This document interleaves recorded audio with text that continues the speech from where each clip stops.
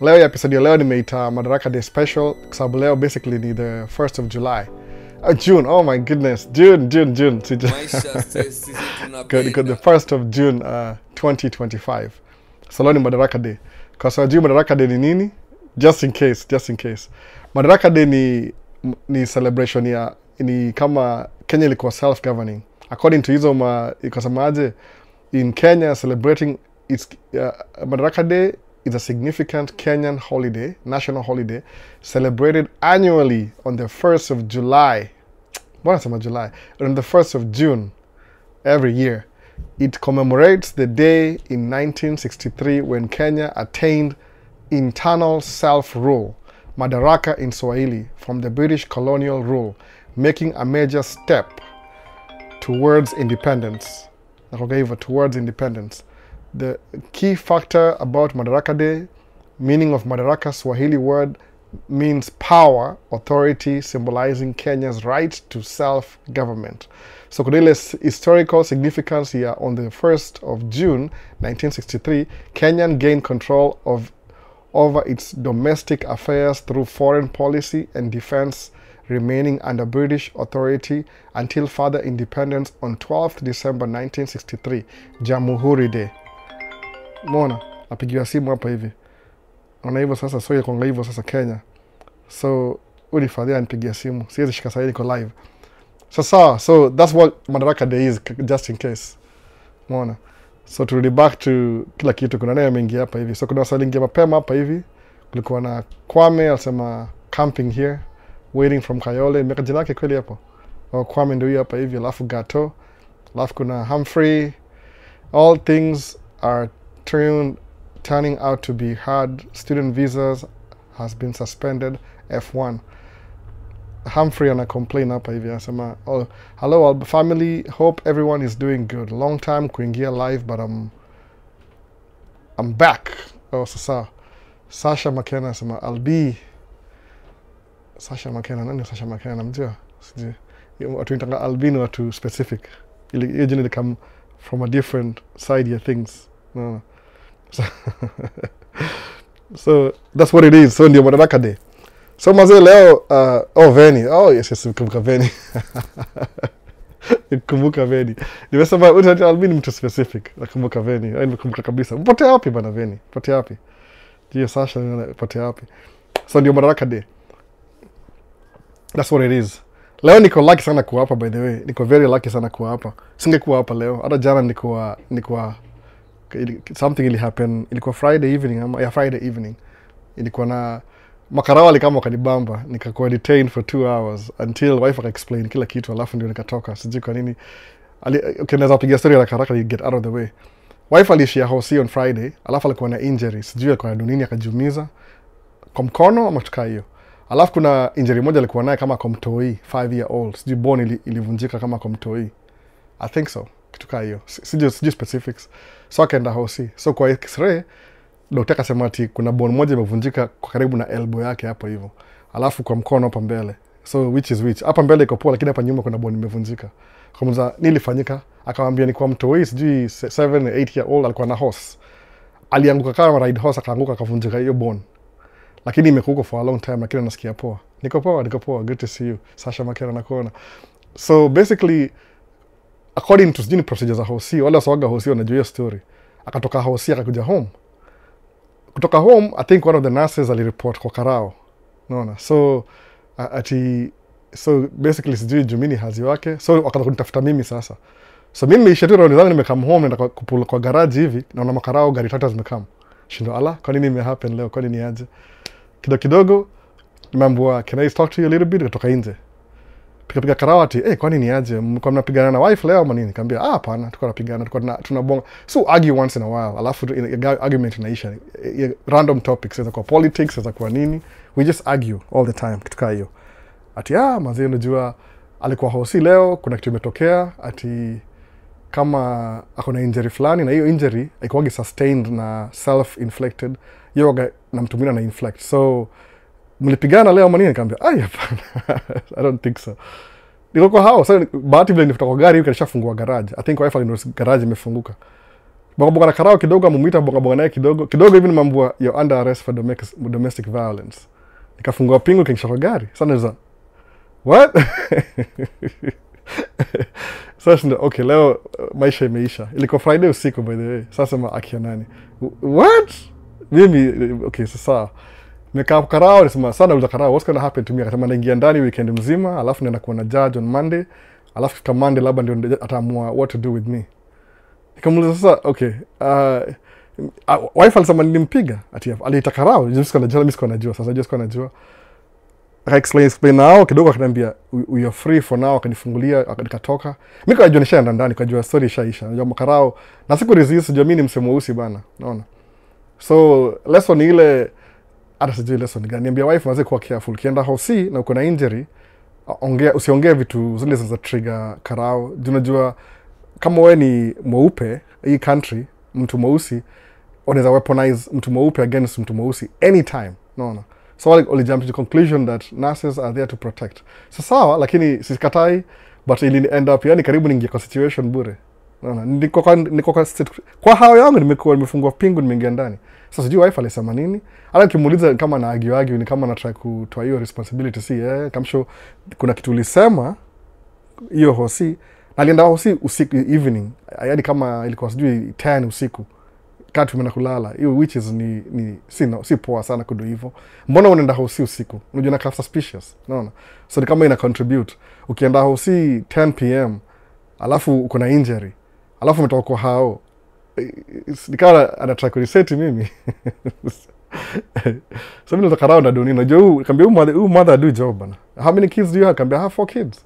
So nakwaje nimemchapa na mbona hajaumia? Si unamwona pale akibonga na nyinyi, ameumia wapi? Hata alikuwa hosi na kana consistent. Kama inakaaje?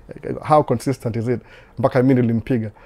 Ati kuna kitu mdu, kambia hapana, sio kwa tuna joke tu ile. Hakuna kitu mimi sijui. Anyway, lakini kuna kitu ali explain hosi ilikuwa consistent na mtu ni kama wali conclude ni kama vile kuna abuse, yani mtu akataka ku abuse na mali yanatoka kwa hao yake, hiyo try kuficha hiyo story. So ikakama kama kunibamba yani. Sasa mimi nishika mimi kakia nani. Okay, anyway. So ndio story inaendelea. Sana ngojea nisikie judge atasema nini. Kujua walisema kuna report za tuma barua sijui nini ndio kunaenda aje. Lakini niliwachiliwa. Ningekuwa ndani sasa hiyo ski. So pia mimi leo nina madaraka. Unaona. Kuna story more, kuna details more, but sitaki bonga story more, na try to brush through niseme tu that's what happened. Singekuwa hapa leo, ningekuwa karao ndani. Imagine kesi kama hiyo. Unajua ni poa kuona kesi ile kitu umefanya. Kitu hujafanya yani maze ni hiyo was interesting. Anyway, snap kwa finger naambia unafaa kuwa very careful. Juu kideal anytime una deal na mtu mweusi kama mimi, sio onekana kama tuko violent, tuko kitu kama hiyo. So na conclude raka labda namchapa. Kaenda hivyo bwana. So leo ningekuwa ndani mbaya. Naona. Sema maisha yangu imeisha sasa. Naona. Natoka ndani ningishonda hata sijui nini happen. Labda stay na watu wangu tena. Ndio kambia watu hii mazee, you're so lucky. Did you see the cops? No, we didn't see. Wali sleep through kama nothing happened. Anyway, so this will happen hii weekend. Out of the way. So madaraka. Mara moja na try kuansa some questions hapa hivi. So hiyo ndio muhimu. Ilikuwa tu ile off the cuff. So kwa TikTok kwanza haraka na try catch up. Kuna best yangu hapa hivi Sasha. Unaona hapa hivi. Miss Lydia pia ameingia hao. Niko good sana. Good to see you. Moga TikTok by the way. Ako najua labda. Siko hivi best yangu niko TikTok. Pole. So that's what happened to me yenyewe. They came for you. Yeah, alikam kunitafuta. Waliza, are you Albert? Nikasema ndio. Kaambia we want to talk to you. Nikajua, this is what just happened. Naona nini? Kama nakujua na okay, hii ni intention. Naona. Niko ndani. They checked babies all over the body. Yeah, kutoka hiyo nurses. So hiyo injury. Na huyu ni wife, is mtu mkubwa. Si nini? Akwa na injury consistent na kitu kama injury. I don't know man. I mean sijui. But nimwambia kuna zile safety practices. Namwambia maybe juu yeye ni mweupe, ajui implication ya mtu black. Yani wao wanawake weupe they can weaponize their weupe yao kwa mtu black very easily. Snap of finger. Unasema one wrong thing msa ameingia ndani. Naona kuna hiyo history hiyo. Ndio wala sahau kama hiyo history jai exist. Haijaisha by the way. Ubaguzi jaiisha ina exist. Karao atakam kwangu. Sasa leo mimi kaambia sawa nipeleka tu nikafungwa ndani, I'm comfortable, ukafungwa macuffs kidogo zikakuwa a little bit comfortable. Kisema sasa ni usiku nafaa kulala. Nikalala tu nikangojea. I think nikapaka kwa gari kama 2 hours. Nikiangalia na ile time tangu nifungue garage mpaka time nilifunga almost 2 hours hivi. But anyway, hiyo ni story ya siku nyingine, tutaongea story baadaye. So wasee na kama wasee wanaogopa ni kama sijui DV ita change. Baadaye kumbuka hii story ya DV ilikuwa hii kamera nakaaje fani kwani. Kupoa sijui. Okay, kulikuwa na vitu mbili kwa zina happen before. DV ilikuwa sijui ni which year exactly. Outra kusema naweza kupatia kama ile in my perspective le understand this system. Kama mtu nimeenda countryside for a long time, just to make it clear. Every small town in America needs immigrants, regardless of political rhetoric. Naweza sema hivyo. You understand? So from perspective hapa nakwambia ukweli. Every small town in America needs immigrants. Kwa nini? Wananidile ile fresh blood. Kwa sababu ukiangalia poa kabisa hizi ma counties ziko outside the city, most of them. Kama sasa nimeenda last week on Monday ilikuwa holiday, ilikuwa Memorial Day hapa hivi US. Memorial Day. Nikienda kwa kina wife. So kulikuwa na my uncle wa my wife's dad's brother. Uncle-in-law kitukayo. I don't know, mimi sijui the way wana describe hizo vitu. Alikuwa anaishi kwa farm ya grandparents wa my wife. Sasa nataka I'm thinking while I'm doing that. So if I say my uncle passed away I think 3 years ago, but he was the last living. Kuna wawili mbake, but hiyo mmoja anaishi mbali kuna shamba yake. So akanaishi kwa hiyo property ya my grandparents, alafu amezikwa huko, they are buried there. So when he died akabaki wife yake akabaki kama peke yake. Sasa he didn't have any kids, so wife yake akauza hiyo property, she sold it. Alafu kamkujua kumbe wife yake kwa hiyo familia kina wife, kumbe I'm not the only African American ule married into the family. Huyo the uncle's wife ni black pia. She anaitwa Harriet, sijui ni Harriet ama tukaa hiyo, nimesahau jina yake, but nilimuona ni black pia, African American. So akauza hiyo property, but because aliuza, wife alitaka tupeleke watoi wetu waende kuona graveyard ya grandfather yao. So that was the whole thing. Alafu since the uncle is not alive anymore, kulikuwa na ile animosity, ile brotherly whatever, so ilikuwa very uncomfortable kwenda kwa hiyo property bila gun, kama una gun, because he can shoot at you akiona msee wote wa familia. That's how serious it is, by the way. Hata brother-in-law alikuwa na magun, alikuwa na gun kama 3 just in case anything goes down. Kama should I get up? So tuliona hiyo property for the first time. Sijaiona before. Nishaona tu hiyo graveyard, by the way. That's about it. Alafu tukaona hiyo property. Hiyo property imekuwa the same the last 36 years. Tangu 1989. Sasa nikauliza wife, kwani nothing has happened to this property tangu since 1989? I think ni over 100 and something acres, 123 or something. Akaniambia, back here in the country, nothing changes. Everything stays the same. Kama hapa nikiangalia tower hivi, the only new thing I can see kwa hii street hivi, maybe ni hii building imekuwa remodel. That's it. Things stay the same. So hiyo ndio projection yangu nasema hivyo. So basically, unapatanga hivi, countryside, when the kids get older, wakienda university, they never come back home. Au enda kabisa. They live in cities. So unapata kuna drain ya wale the kids in the countryside, when they leave, they hardly come back. They never come back. So kuna hiyo problem ya city does not really survive. Ile sababu if you have old generation, old folks wanaishi kwa city, all the young energy imewatoka, how do they run the city? Haita grow, haita do anything. But you can bring immigrant community, somebody from a different country, who's just happy just to be in, you're talking to Wadena, for example, just to be in Wadena, Minnesota. Just Wadena. I just love being in Wadena, Minnesota. Adasamati, oh, I live in the country. No way. You don't do that. Adasama, wow, I love just being in America. Anyway, in America, hata kama ni countryside. Alafu wataishi pale hivyo. They will put their kids in school. So schools zitakuwa revived. They'll need healthcare. Hospitali itakuwa booming. They'll need like services, kama government services. They'll need apartments, a place to stay. Kwa sababu hao wana shamba, they're immigrants. Wata rent. So me, ita boost economy. Besides the politic of the day.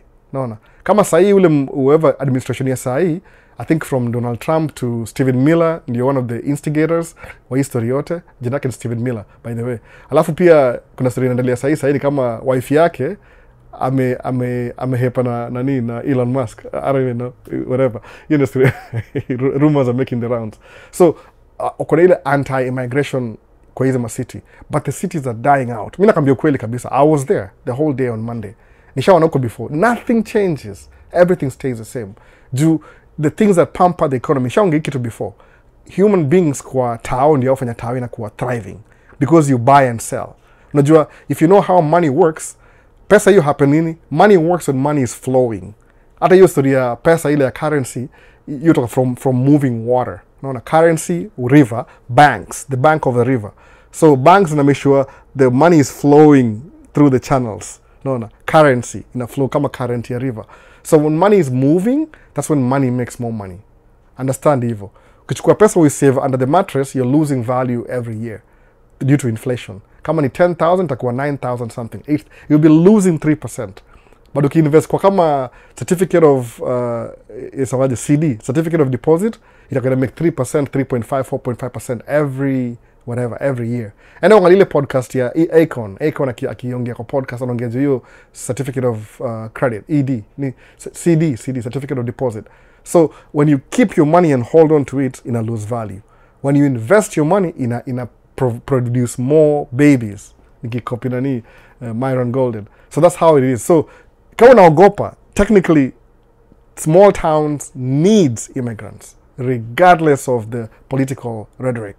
So kuna walikuwa na ile mandate yao. They use their political rhetoric wakawin election, wameingia ndani. However they did it, whatever. So sahi they will champion this for a while. Lakini hata kama kuna policies zao, however bad they are, one time down the lane, Pike ni whatever, jina Pike, somebody rakuja semeaje, let's just be reasonable. Cool down the political rhetoric. What do we need? Small towns need immigrants. Kwa nini? Fresh new spirits. Sawa? Because they need fresh new spirits kuja kubuild hizo tao, they will craft a better immigration system ya kuintegrate watu. Kwa sababu hao wazungu kiwaambia wengine waelewangi, kama brother-in-law, kamwambia for an immigrant to become a citizen, kama ulikam na green card, ni 5 years minimum. Marriage could be 3 years ndio, but still ni 5 years. Kama ulikam bila mapepa kabisa kama student, ukioa itakuwa 5 years. Ukienda the other route here, it could be 20 years before you become a citizen. So ni process. Unaona? Process sana. Which is, it breaks down the system. Juu hawa sa wana integrate kwa society, they don't get to enjoy the fruits of their labor. Ni kama taxation with no representation for 20 years, then you start enjoying these things. So inafaa kuwa na a better immigration reform system in America. Sababu hii country waliiba, ni ukweli kabisa waliiba. It's so big that wajaijaza kabisa. Ukiangalia kama inafaa kujaa kama China, 1 billion people by the way. Tuko 350 sahi. Na kuna so many empty and inhabited. Kama Minnesota kuna 5.8 million population. Na hii ni kama a country by itself. 5 million. Kenya kuna ngapi? 65 million, imagine. So they need people here. Ile tu lazima wako na vet in the right way. That's my opinion. They still need people. So Q&A tuendelea hapa haraka. Nimemiss nini kabisa? Kuna vitu kadhaa hapa hivi. Nurses are there to protect. Alafu pole. One of nurses must have reported. Ndio wale hiyo ni new story. Hii device visa fee imekuwa approved. Ilipita Congress, bakumbuka the political power party in power ni Republicans. Wako na president, wako na Senate, na wako na House. But still, kwa hizo ma Senate na ma House kuna wasawaga middle ground, awaga ile neutral. Suppose kama mimi ni candidate, mimi ni independent candidate, kama temewa the first district of Minnesota, alafu mimi ni independent, I don't want to piss off watu wa Republican ama watu wa Democrat. I'm a centralist, niko katikati. So nikipata vote kama hiyo, I have to consult with my constituents. Kama are they for it or against it? Because I want to win re-election. So what to vote according to their interest. What do their people want? So bill ilikuwa pass na House. Of course ni under pressure kwa sababu ya presidency, but the president wants to make sure that policies zake ziko pass through. Ndio feel kama may succeed. So inaenda kwa Senate. Senate yoga na different criticism. Kuna minor na major senator kwa kila state. Kuna 50. So 100 all together. Wata decide pia. Lakini somewhat, it's sure, lakini somewhat. Senate yoga a little bit more reasonable than House. They will take their time to angalia kama policy to affect country in a whole. Sababu kama nyinyi ndio Congress is supposed to make laws decide your country, if you push through some bad policy, next election cycle mtakuwa kicked out nyinyi wote. Naona kitu hiyo. So pia hawajali job zao. So mimi niko na faith na hii system, if it works, that they'll do the right thing. So siwari mambo ya fee, hata kiko fee by the way. Kama una come states, una come states. Mimi sijaiona kama kuna mimi nilibangi tracks zangu na deni. So wala sio chukia deni, sijui. What do you mean by kuna hiyo credit system? Mimi ni by track na credit system. You leverage other people's money, alafu unaifanyia business, alafu you get profit, you pay it back and you make some money on the side passively ama actively, whichever you do. Siona kama fee ni anything, usiogope. Najua kuna wase wangu wanatuma commentary za social media wana update.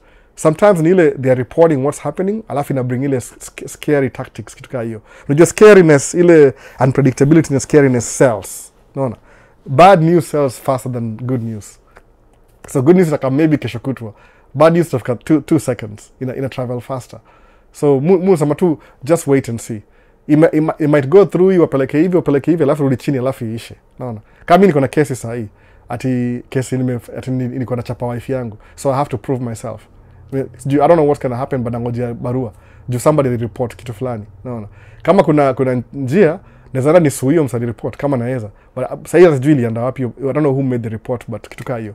So be patient. Hata kikam, kama unakam. Mi hakuna kitu inaweza kustop kudu kile unataka kudu, by the way. Sikudanganyi. Nothing will stop you. Utakiwa obstacle utaskip. I don't think so. No. So tuendelee. One of the nurses must have reported pole.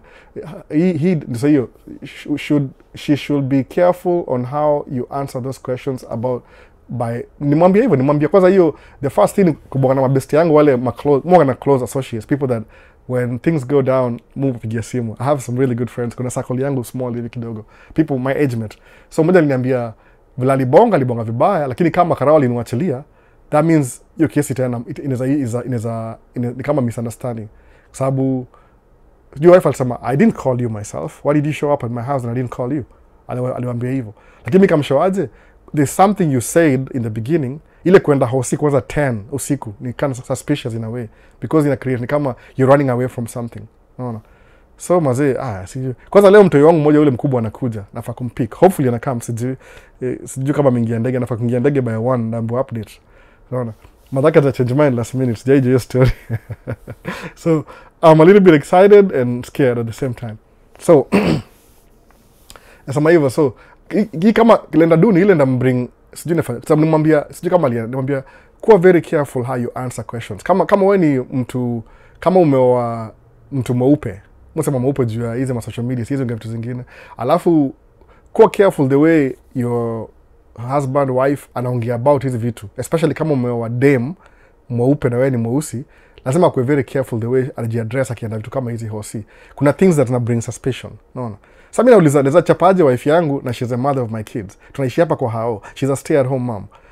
How is that good to my brand? Yani kama so ambia the wife, wewe unaita karao sikuwaita, nipatie simu, akuwapiga simu yenyewe si sawa, nikasema si aliwapigia. Lakini there's something she said kwa hospitali ikatrigger hiyo story yote kwa kunitafuta mimi sasa. So anyway, hii ni story yangu anyway. So keep some things personal. Msay you're taking too much on the public forum. It really happen. Yani kisi ni kama it happen. Mutumia msema kama publicly. Muonge hizi vitu kama example. Most of the time si na keep private. Most of the time kuna vitu zo happen zile somebody can learn from my experience. So more na share. Sija share all the details, asma tu ile na share tu ile specifics. Ikikuwa mbaya itakuwa mbaya. Mimi sikoge na jali by the way. Ukishakuwa old kama mimi 47, man, nothing matters. Ala nikipigwa nje mbwe, okay, start all over again. Unaona? Wapi? Maybe sitakuwa na watoi tena, but maisha yanaendelea tu, unaona? Kuna best yangu wali start over. Sikoge na tina muongea vitu zile it can help somebody else. Hiyo ndio the whole forum ya hii. Si ati I'm telling my personal stuff. Labda unijui poa by the way. Nikiongea mambo ya business na tracking na how much do. Hiyo kwa public kama nikwambia wase you can do this. See everybody will do it by the way. Ni ile tu example ni ile kama wa mtu mweupe akienda hosi aonge kitu fulani, kuwa very careful. Something can come out of that. Unaona? Hii ubaguzi jaisha, iko tu subtle, iko tu within. Hasa mangaje kuna ile nilidu kama couple of ni systematic. Hata nitakuificha kabisa. Unaona? Tena hiyo story anyway. So ndio hivyo bana. So YouTube sijana YouTube. Musa maju example. I always share my personal example. Musa hivi kuna walisamanga hivi. A fool learns by making his own mistakes. Maybe you're trying to quote Bible or something. But a wise man learns through other people's mistakes. Sawa. namuona hivyo. Nilijam sana by the way, nilijam sana. I was like so disturbed. Nasema kumbe yani ulisema nini? Nikaona labda ile kuthink pia just kulala just jalala vizuri. Nimelala saa nimeamka saa asubuhi ndo nimekuwa fresh leo. I don't try to keep everything minimum. No. I'm trying to be so careful kwa sababu one of my biggest objective kwa hii maisha yangu saa hii kama nizaita maisha states. Mimi personal experience. Naambia kweli kabisa. One of my biggest achievements I can make is my youngest daughter akufike 18 aingie college. Na move out. That's it. No. Anything ikinifanyikia saa hii as long as mtoto wangu afike 18 yani akuwe adult ile tu I raise them to be responsible citizens na kuwa independent, my job is done. Unaona, hata naweza enda niweze travel the world, but hiyo ndio just my main responsibility is a parent, ndio mu prioritize hiyo. One of my priorities ni kuwa parent, that's it. After that I don't know. No. So that's what I try to share. Labda una feel kama na share ni kitu ni it could help somebody, something that just actually happened. Mimi sikumpiga, najua hivyo. No. But they can do whatever they want to do. On the spin kwa hivi ama uzuri mu believe na hii system ya hii state ya Minnesota. Hiyo nga progressive, but hata kama kuna ubaguzi somehow kuna watu kwa leadership out try to speak against it. No. Kama say Attorney General wetu wa Minnesota, Attorney General ni Muislamu. Nimesahau jina yake. Alikuwa ndio nani ile seat ya Ilhan Omar ilikuwa yake before. Alikuwa Congress. Sasa Attorney General hapa alikuwa re-elected tena for another 6 terms. So kuna watu wanajali. Minnesota is a very progressive state. Tukuna Republican but Democrats hawa gari kama wamedominate in a way. Kwa sababu Democratic Party hapa inaitwa DFL, Democratic Farmers and Laborers. So our champion rights za farmers na za laborers. So angalia which cities have laborers? Big cities. What about farmers? Countryside. So inachukua a huge chunk ya country na huge chunk ya city. So mupe na hii state by the way, yoga very progressive. Unaona? Sijui ni Lutheran ndio wengi wao wa Jerumani. Lutheran ndio the dominant religion hapa Minnesota. So ni wale Lutherans are very progressive. The Germans walitoka Catholic Church basically, ile Protestants kitu kama hiyo. Ndio niliambiwa hivyo na pastor fulani Lutheran. So I'm just repeating words.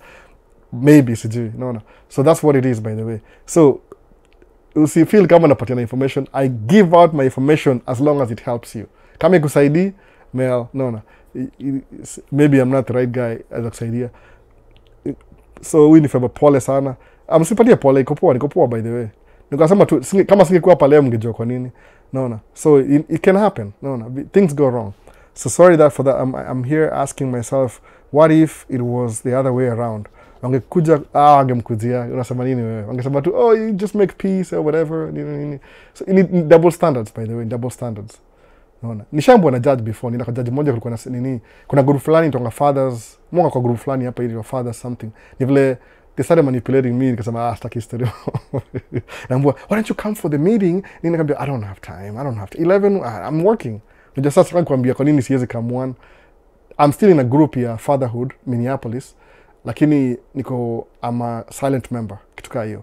So any possibilities. Ndawaambia baadaye, hii ni story nyingine tu. Ndawaambia baadaye. If you really want to know, na make a video about it baadaye. Just in case. Tuliambiwa hivi na huyo msee judge kabisa, sitting judge wa Minnesota, sitting judge. Sio tangaje nimesahau jina yake. Alisema kwa hii state any case ina involve domestic outside na the woman side first. Okay, let's break down into counties. Kuna Hennepin County, Anoka County, mostly on a mind juu ya the lady, the woman, kwa sababu yeye ndio the mother of kids. So what aside na yeye itakuwa more weight towards a woman. So kama mimi nikipiga simu, nothing's gonna happen. Haiwezi kuwa vice versa. It's good to know these things by the way, kwa sababu unaweza kuwa I take for granted, alafu wasewa jui, alafu you walk into this situation na ukujua what to do, alafu ujimesa pata zaidi. Sasa au ndio story fulani ya mtu fulani. So these things happen. Usifikiri kama ziwezi happen. Inaweza happen. Unaona? So trust uko fit kabisa. Niko poa by the way. Mimi mmoja nilala kaamka nikakuwa na high spirit. Kusema unajua nini? Life yangu imekuwa this is one day something. Kuna vitu hard zimenifanyikia before. Sijawahi hizo story by the way. But ikiongea kuna ile vitu siwezi ongea ziko saddle ziko behind, lakini siwezi ongea juu they're too personal, but believe me, worse things have happened to me before. Unaona? Encounters ile false accusation. Albo nasikia DV itakuwa tunalipa ku-apply. Yeah, ni administration na pushiwa agenda. But hiyo si big deal. Come on. kuna another way. Nisha explain you already. So Derek Jenga anasema look, Derek Jenga. Tikeji na Jenga moga na feel too inani hit. Juu kuna best yangu moja tuligrow anaitwa Jenga. I like your consistency in video posting. Daniel Muli. Niko consistent kweli? Moga na kama schedule hivi. It saves me from a lot. Niko na schedule. Niko na post every other day. Just in case niko busy job. Juu every day ilikuwa hard kidogo. I tried. Nili burn out na every day. Alafu pia upati video enough time ya ku reach. Hisi channel kubwa by the way. So, siku hizi nimeona ma 1A edits hadi na feel najua laws zenyu sana. 1A audits. Oh, sasa. Kwa zadu sasa naelewa.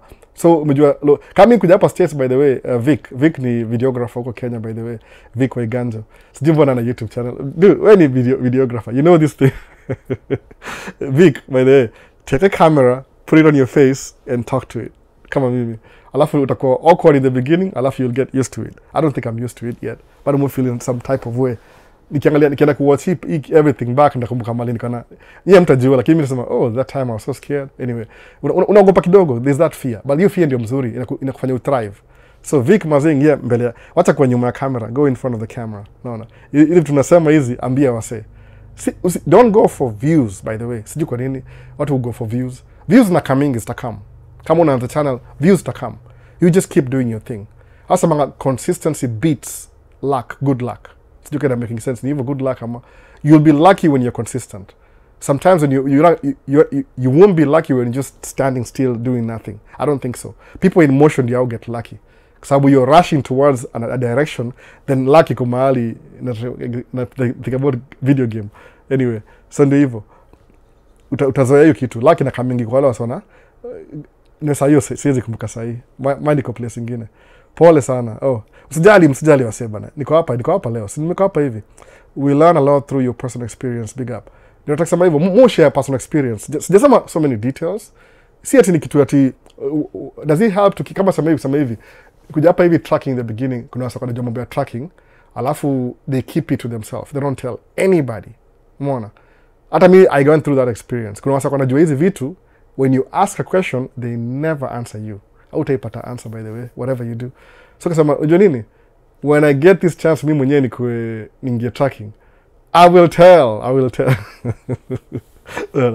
So, hi Albo, how can one know his or her picture to apply TV lottery is 600 by 600 pixels without going to the cyber? Keith Omolo. Ni hivi kwa how if you take with the camera ama nini? Kama ni kwa simu naweza kushowaje sasa Keith Omolo. Kuna kama mimi niko na iPhone, labda kila mtu ana iPhone. Najua iPhone yoga watu wa US yoga na iPhone sana. Just chukua iPhone na Deni by the way. Deni, just in case you're wondering. Msana chukia Deni. Unaona ile ilikuwa nini nakumbuka video fulani nataka kusema sijui kama itakuwa controversial. Kuna ukichukua kama sasa sema niko na picha hapa hivi iPhone niende kwa photos hivi. Sina photo hapa, ni video. Tafute photo. Uko na photo yote kwa video kama hii photo yangu hivi hapa kwa phone. Ngoja nione kama naweza kukwambia. Ukislide up kwa sijui sina Android hapa iko juu upstairs. Kuna yani kwa hiyo photo yenyewe utaislide up ama down. If kama ni iPhone ukislide up itakushow metadata. Hiyo nini? Hebu nione kama naweza chukua picha moja hapa. Niwaambie exactly. Niko naambia say 600 by 600. That's what you do by the way. Kama umpiga picha mwenyewe. But kama uko na kama sasa hii ni yangu, unaona hii ni yangu ya Maisha States. Hii ni Maisha States. Kaida zaonekana. Hii ni picha yangu ya Maisha States. So nikislide up, nifanye hivi, alafu ni slide up. Angalia. Na hapa chini. Itasema hivi, itasema hii picha nipiga Thursday, May 27th. Ile nimeifungua saa hii 2025 adjusted. Imesema hapa hivi. So iko hivi inasema no lens information 0.3 megapixels. Alafu kuna 500 times 500 30 kilobytes. Juu nijitumia. Ile original itakuwa 600 by 600. Lakini ukishare through devices sometimes ina compress. So metadata hiyo itakuwa kuna mahali show me more information, itakwambia exactly ni 600 by 600. Ama unaweza enda online, nimesahau hiyo website. Uchukue hiyo picha uiupload, alafu itakwambia kama ni 600, alafu utaconfirm. Mostly ukitumia hizi vitu either tumia email, usishare kwa WhatsApp juu WhatsApp sometimes ina compress your file kwa sababu ile ina transmit ni a lower version. That's how you know. Ama pia when the green card is ready to go, piga picha tu ile iko square, that's it. Alafu ambia wase enda kwa studio alafu watakumekia picha, but usi exchange through different medias. Kama ni kwa email, keep kwa email, alafu download kwa computer when you want to use it, alafu upload, that's it. Sasa Keith Omolo, hope umeelewa hivyo. That's how you know, by the way. Kwa phone una slide tu up, itakuwa na metadata. Ndio maana ya metadata. Every time you take a picture, kuna information inakuwa saved about that picture. That's what it is. So anything else kwa nini? Leo sitakaa sana, by the way, na nachukua my daughter sometime sangapi? Jioni leo. Unaona. So column box asemaje? Mungais sio amaringo. Ni racism over US. Have to develop tough skin. Tracking is rough. Degree ni easy. So sasa sema hivyo Mungais. Anamjibu Mungais. You keep doing you inspire a lot of us. Si ati kuna enemy, labda anijui, labda amenimit for the first time. Hebu nione kama ni yeye anamuaddress ama nini. Abishi Mungai Empire. Hawa watu wa Marori wako na pesa lakini maringo. Mungai Empire. So na Mungai labda nijui, labda ni meet for the first time. No. So anaanza kwanza kama mkamna ile virtual signaling. Hata sijui nimemisaje kitu Mungai. Si ati watu wa Malori. Mimi si mtu wa Malori, by the way. Do yourself like due diligence. Enda kwa Maisha States, hata YouTube ndio na history, juu WhatsApp sina video mingi sana, zile short. Enda uangalie my first video when I started, hata skip ona video kadhaa alafu you'll get to know who I am. Mimi siko na ringa. Kuna kitu ya kuringa na kuna kitu ya kutoringa. Kama semaje, nikikaa hapa hivi kwa WhatsApp, unaniona kwa Mungai Empire, unaniona kwa phone maybe, si ndio? Hapa ni TikTok. Niko YouTube pia. Enda uangalie YouTube. Umeona hivyo kitu hiyo. Ukikam tu ni ile tu na kuna wasawaga na hiyo perception. Unaingia online ukiona you see things from a negative perspective. Nikiangalia msemaje? Okay, acha for example nikasema kuna mse fulani mfollow wase wala ma content creator nimefollow YouTube. So kuna mse aliandika nani comment ya nani huyo?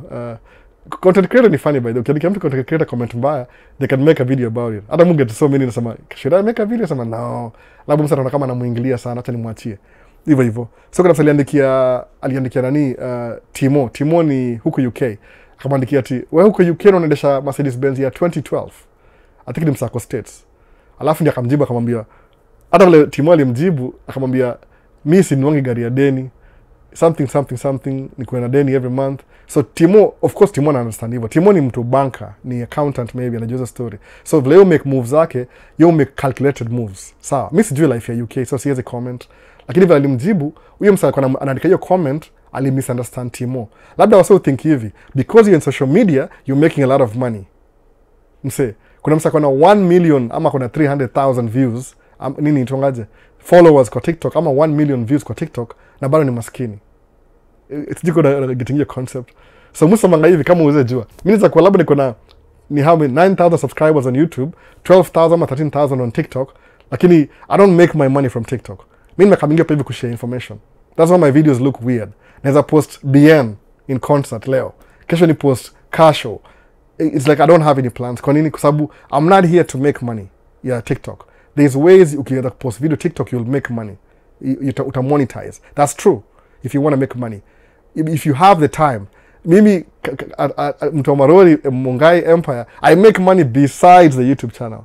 No. So the difference yangu ndio hivyo. Besides this, I have a full-time gig. Hii ni part-time. Kwanza mu post live on Sunday only. Imagine.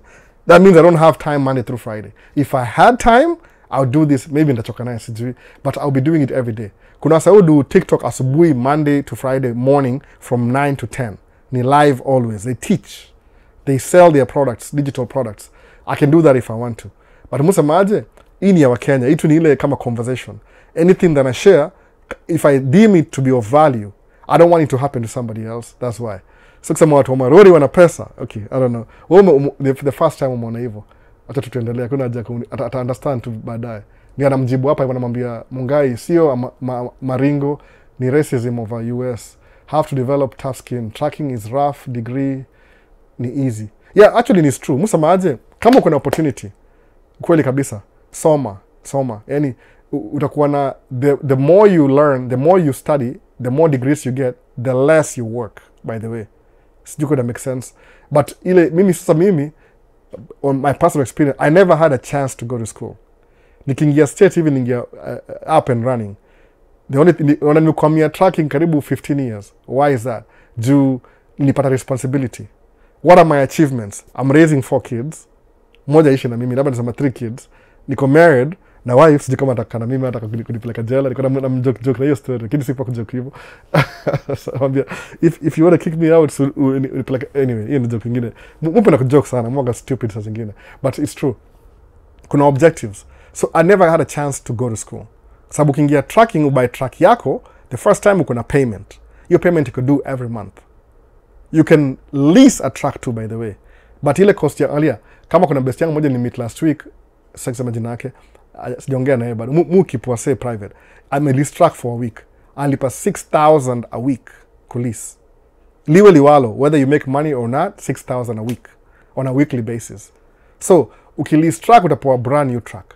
But how much money are you making? Nasema approximately ile track uko na drive, maybe tuseme na make 22,000 gross a month.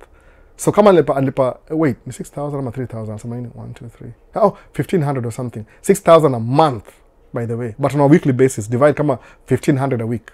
Sawa. So ukilease track for 1 month, u make 20k, 6,000 ishaenda already. Ukibuy track yako ile unabuy, na kuna payment, it could be less than that, maybe 4,500 over time. Unaona sasa? So ukianza tracking in the beginning na kuna deni, that means you have responsibility for the next 5 years. Hawezi sema tunachukua day off leo, niende Kenya for 2 months. How? Umeona? Ama niingie chuo, uanze ku double on both sides. Chuo needs time, tracking needs time. Uta choose one or two. If you're making a living, utasema wacha nikae tu job. Umeona? Kama niko na watoi, niko na mtoi, nikianza tracking because my daughter was born. Nikajua I'm more responsible, I need more money. Kwa sababu nilirealize pretty quickly the money that I'm making is not enough for 2 people, at least. Unaona? Juu tuko tumeona na mother yake, tuko tu tulipata mtoi. So unaangalia sijapata chance kwenda chuo, but kama unaweza enda chuo juu jobs za chuo ni much easier than could drive track the whole day. You use your mind, your brains. If you spend so much time investing things in your brain, well, how do you think you're going to make money? From the same thing you invested in. Umeona sasa? So kwenda chuo it makes your job easier. Hata wasamangaje, kuna mse atonga Brian Hope, ni Brian nani? John Hope Bryan, I think, ako Atlanta, Georgia. Yongea juu niambo kitu juzi na nimesaona ni comment kitu wishi katika chini. Nafanya kuna notebook hapa hivi. Alisema ukiishi na a neighborhood na kuna if you have a 750 credit score, you increase your chances of living, unaongeza 20 years to your life, guarantee. But if you have a 500 credit score, utakufa by 61 maybe, kitu kama hiyo. So credit score really matters. So mimi kuja hapa hivi nilibuild credit because I had a car on payment, deni by the way. Na explain ya uko UK how deni works in America. Mona, like you have to use debt to your advantage. Si kununua consumer goods. Oh, nataka new iPhone, deni. Oh, ingine deni. No. It's like you're consuming. You're not producing. Borrow debt, good debt, bad debt concept. Borrow money to invest in an asset that produces more money. Sawa, hauta lose anything. Kubuy track ndio hivyo. Borrow money, track ni 300,000 sahi. Borrow 300,000 to buy the track that makes you maybe 25,000 a month gross. Toa expenses kwa sababu ni business. Utalipa hiyo payment, utalipa insurance. Still, ukitoa insurance na ulipe, if you're driving the track yourself, utoa insurance, utoa mafuta na utoa payment, una keep around 60% at 25. Piga hesabu yako. Average. Alafu kuna busy times, winter inakuwa slow kidogo. So 9 months utakuwa uko active, 3 months or 4 months itakuwa 8 months or 9 months utakuwa active, 3 or 4 months utakuwa passive. You still make money enough to make the payment. Ni ile you have to commit to it. So states yoga hivyo. Kuna so much credit available. Hata historia ukiangalia vile sitaki kuongea mambo ya politics sana, lakini huyu president yuko kwa seat sahi. Claim yake ya tariff inasemaje? Some countries are taking advantage of America. Hiyo ndio argument yake. Lakini ajui ile anajua the ni macro ama ni kuna macro na micro. So yeye anajua the macro, si the micro. Macro ni ile general. Sawa. So kama Lesotho ni country kwa Africa. Lesotho does not sell much to United States. but United States buys much from them. So how does the United States buy stuff from Lesotho? This is what they do. Wanatumia credit card. Hiyo ndio system, by the way, everywhere in the world. In credit. Gava ya US yoga na debt deficit. Lakini ukiangalia in terms of rich people, debt yao ndio kwa dosi, ndio net worth. So I don't know how to explain this. It makes sense. There's a breakdown vizuri juu. I'm not touching on that. But there's a system, there's a way that money works. Ukiunderstand utakuwa poa.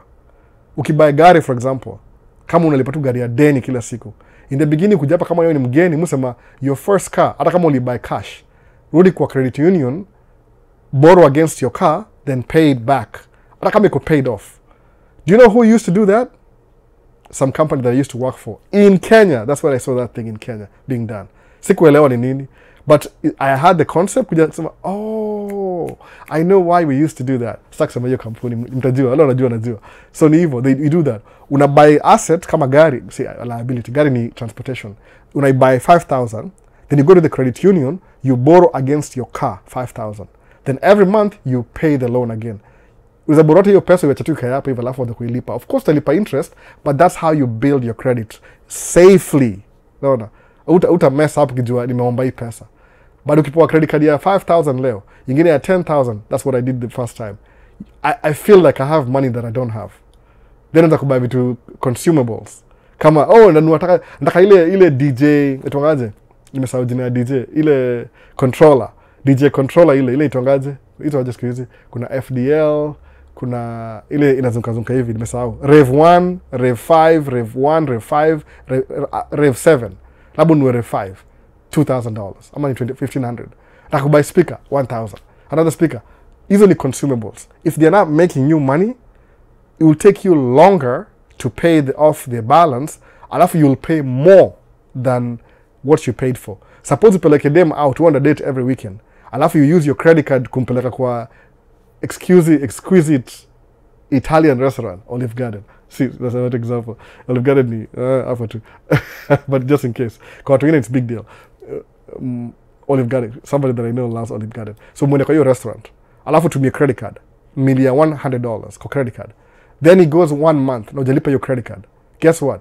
The meal you bought last month for $100 now is worth $120. Example, if I want to make you feel bad. So consumer debt, it steals your income. So in a kill your value. A value borrow kama 300,000 with truck that makes you 18,000 a month after expenses, that's much better. Kwa nini? Sababu uli borrow, but you're able to pay for the money that you borrowed on time. Still the bank makes interest, but it's making you some money. Hiyo ni better than. Alafu if you want from the 18,000 that you just made, go buy consumables. No. Itakuwa fair enough. Now you can justify your consumable spending. Kwa nini? Juu umeborrow money to buy an asset ama liability that creates cash flow. So when you get the cash flow, now you're safe to go buy your Mercedes. Kwa nini? Juu usha create a system of paying for the Mercedes. Hii ndio tunasema hivyo. So nafanya explain ya timu asijam sana. Juu msalimwambia kama alimuudhi sana. But it's true. According to like, and I think ako in line. Mimi understand. But wasawaga mean saa zingine. No. Watu wataki wanajisikia. Na kama najisikia, I apologize in advance. No. Mungaya sa wanajisikia. Do you read comments? Zote. I read all the comments, by the way. Kusabu move value. If somebody took their time to read the comments, to write something, naisoma. Kama sta reply, maybe mu miss kadhaa. Ile seme kama I was reading the comment, jamu read kama mtu yeye amelala. Alafu mtu yeye amke, niwache hapa, alafu nisahau, alafu phone refresh. Ndasahau. But YouTube hizo baki hapo. TikTok I'm not up to date. But I read all the comments, by the way. Sema hivyo. I guess not. Asema hivyo. Sasa ashani conclude pia hapa. Do you read the comments? I guess not. Wasawaga smart social media. Anyway. Leo kuna pepo mbaya. Thanks Albo for sharing information. Emmanuel Kipchirchir. So ana tu do live alafu ndakuja. Hi, can I come to the US through R1 visa? Religious. Thanks. Yeah, you can. Just apply for it. Lakini ukienda embassy, do your research. Understand what things, like what, ukienda kama ni, I think R1 ni religious visa, understand exactly under what premises. No, it makes sense. People come with that anyway. Nile watu wengi wafanyanga research. Ati leo Maisha States angekuwa ndani. It's quite unfortunate. Kabisa by the way. Mimi niko jua niko ndani leo. Ndakuwa na a very good story afterwards. Naona tukapiga story kwingine. I think positively. Nisema tu unajua nini, it is what it is. I've been through worse, by the way. Kutamsha kuwa so broke ni kwa Tennessee. I still remember that. I was a truck driver, brand new, I don't know what I'm doing. Nikadeliver mzigo Tennessee, karibu na airport, ilikuwa sijui ni FedEx mahali, Nashville. Kuna FedEx iko wapi? Nashville. Nikadeliver. I was so broke. Ilikuwa sato, nilikuwa nilipo on Tuesday the following week. Nimetumia credit card kabisa, full kabisa, ibaki na $9. Nikaenda Burger King, nikanunua 2 Whopper Juniors. Nikakula. Hiyo ni lunch. Nikaenda kwa ile Swift Transportation, ilikuwa na driver's lounge. So there's this guy, excuse me, aliorder pizza. So when the pizza came, akachukua slice moja akakula. I think immediately his load was ready. So akatoka. Akaacha pizza kwa meza. Nikaiangalia, nilikula usiku yote. Alikuwa ile pizza ile medium. Nilikula tu yote. Nijua hata rudi ameishia. Nilikula yote by the way. Kwanza nilibeba nikaenda nje. So I've been there. Sina do. Niko tracking, niko mgeni, sina do. Nalipo Tuesday. I had to do what I had to do. Nikaomba advance, nikakuwa approved on Monday, nikakuwa na dishi, but I had a load already on me kutoka Tennessee tena. Nishakuwa broke, sina do kabisa. Mpaka nenda kuvisit Kuzo, lunchtime, ndio najua napanga lunch. Sikumwambia niko broke, ile embarrassing. Alafu ndio akipika chakula, nikule. Alafu akasema, "Inda tupa, stupid, nipatie." Nilibeba sembe kwenda home. Niko na gari and I'm broke. Unasema nini by the way? I'm broke. It happened before. Na kuna stories zingine mingi na siwezi kuambia. It's happened. I've been there. So ukikuwa na hizo, when you hit rock bottom, unalearn kukua float. Juu ile experience, it teaches you something. Na niko States. Nafikiri niko Kenya ama nini? Kenya najua sawa la njaa kila siku. So wengine sijui, but yani States, you can be broke in States. Almost close to being homeless. Umeona sasa? Juu ile chapa nilikuwa nayo ilikuwa so little, I had to pay my essentials, alafu na survive. Umeona? That's why I got into trucking. Alafu ni motivate. Ikisema, because of this experience, when I get a chance, I'm going to work so hard that I'll never be broke again. Ever. Nikajiambia hivyo. I told myself, I'll work so hard that I'll never be broke again. Every time niko na kama, itoaje, ile safety net. Alafu hiyo teachings za Dave Ramsey linisaidia sana. You need to have a safety net. So lazima ukuwe na pesa itongaje, isemaje, emergency fund. Lazima ukuwe naye. Sometimes mood deplete yangu yote. After ina recover. Kama sahi as we speak, ni kama ni deplete half of it. Haiko poa sana by the way. I only have maybe 2 months worth of bills. Not good. But luckily we're working. So I'm getting back to, nimeitumia sana hii December, from January to December. Things happen. Ni hivi, up and down. So you use the experience to learn from it. Then you make better decisions. If you're not learning from it, chances are you're going to repeat the same mistake too. Have I been doing, na hii time kuna consumer debt, I let some credit cards go on collection. Ikaharibu credit. For 9 years, I couldn't buy anything. Niulize, how bad is it kukuwa na bad credit? I know that. Why? Because I messed up my credit. So nikuambia sahi, and you take it very seriously, then you don't have to do what I did, play it safe. No. You only take on debt that makes you money. Alafu when you make that money, the passive money, then go buy your consumables. It's just something, it ends there. You can buy whatever you want. Whether buy iPhone 3 ama 4. But once you create your system ya kumake dough, then you can allow yourself to, ile guiltless spending.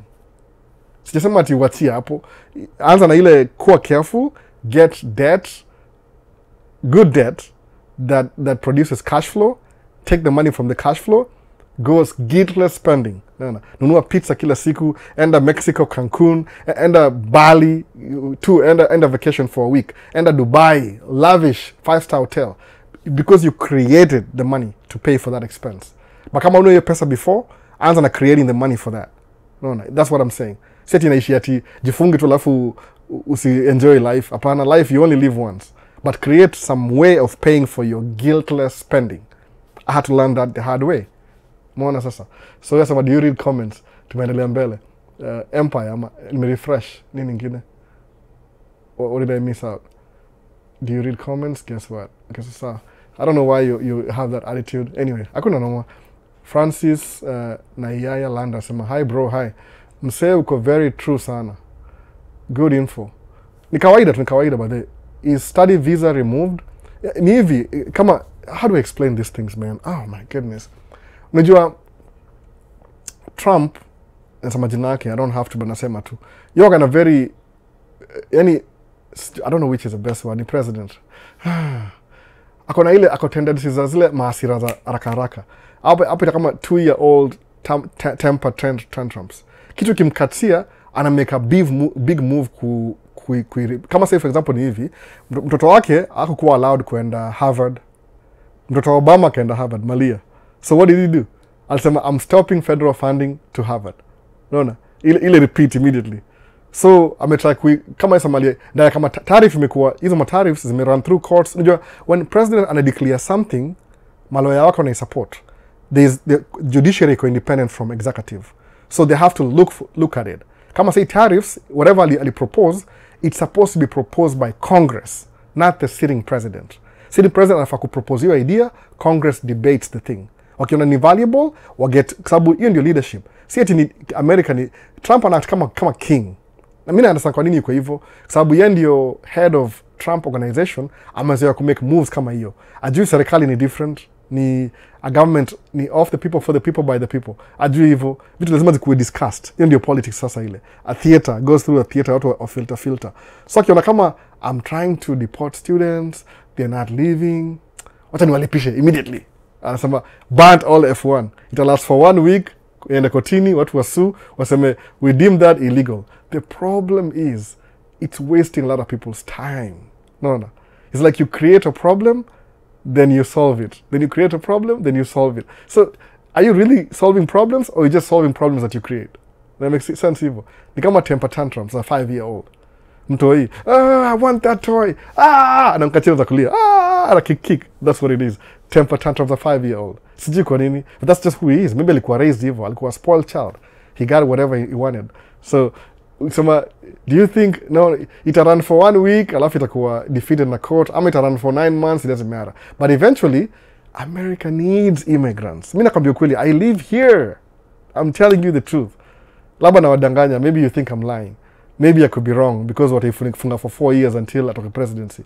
Sababu they want to please him too. Is the aitwaje ndio commander in chief. So they don't want to take everything away from him. Watakapia feel kama he's president, because they need somebody in leadership. But if you don't do, did you even think through?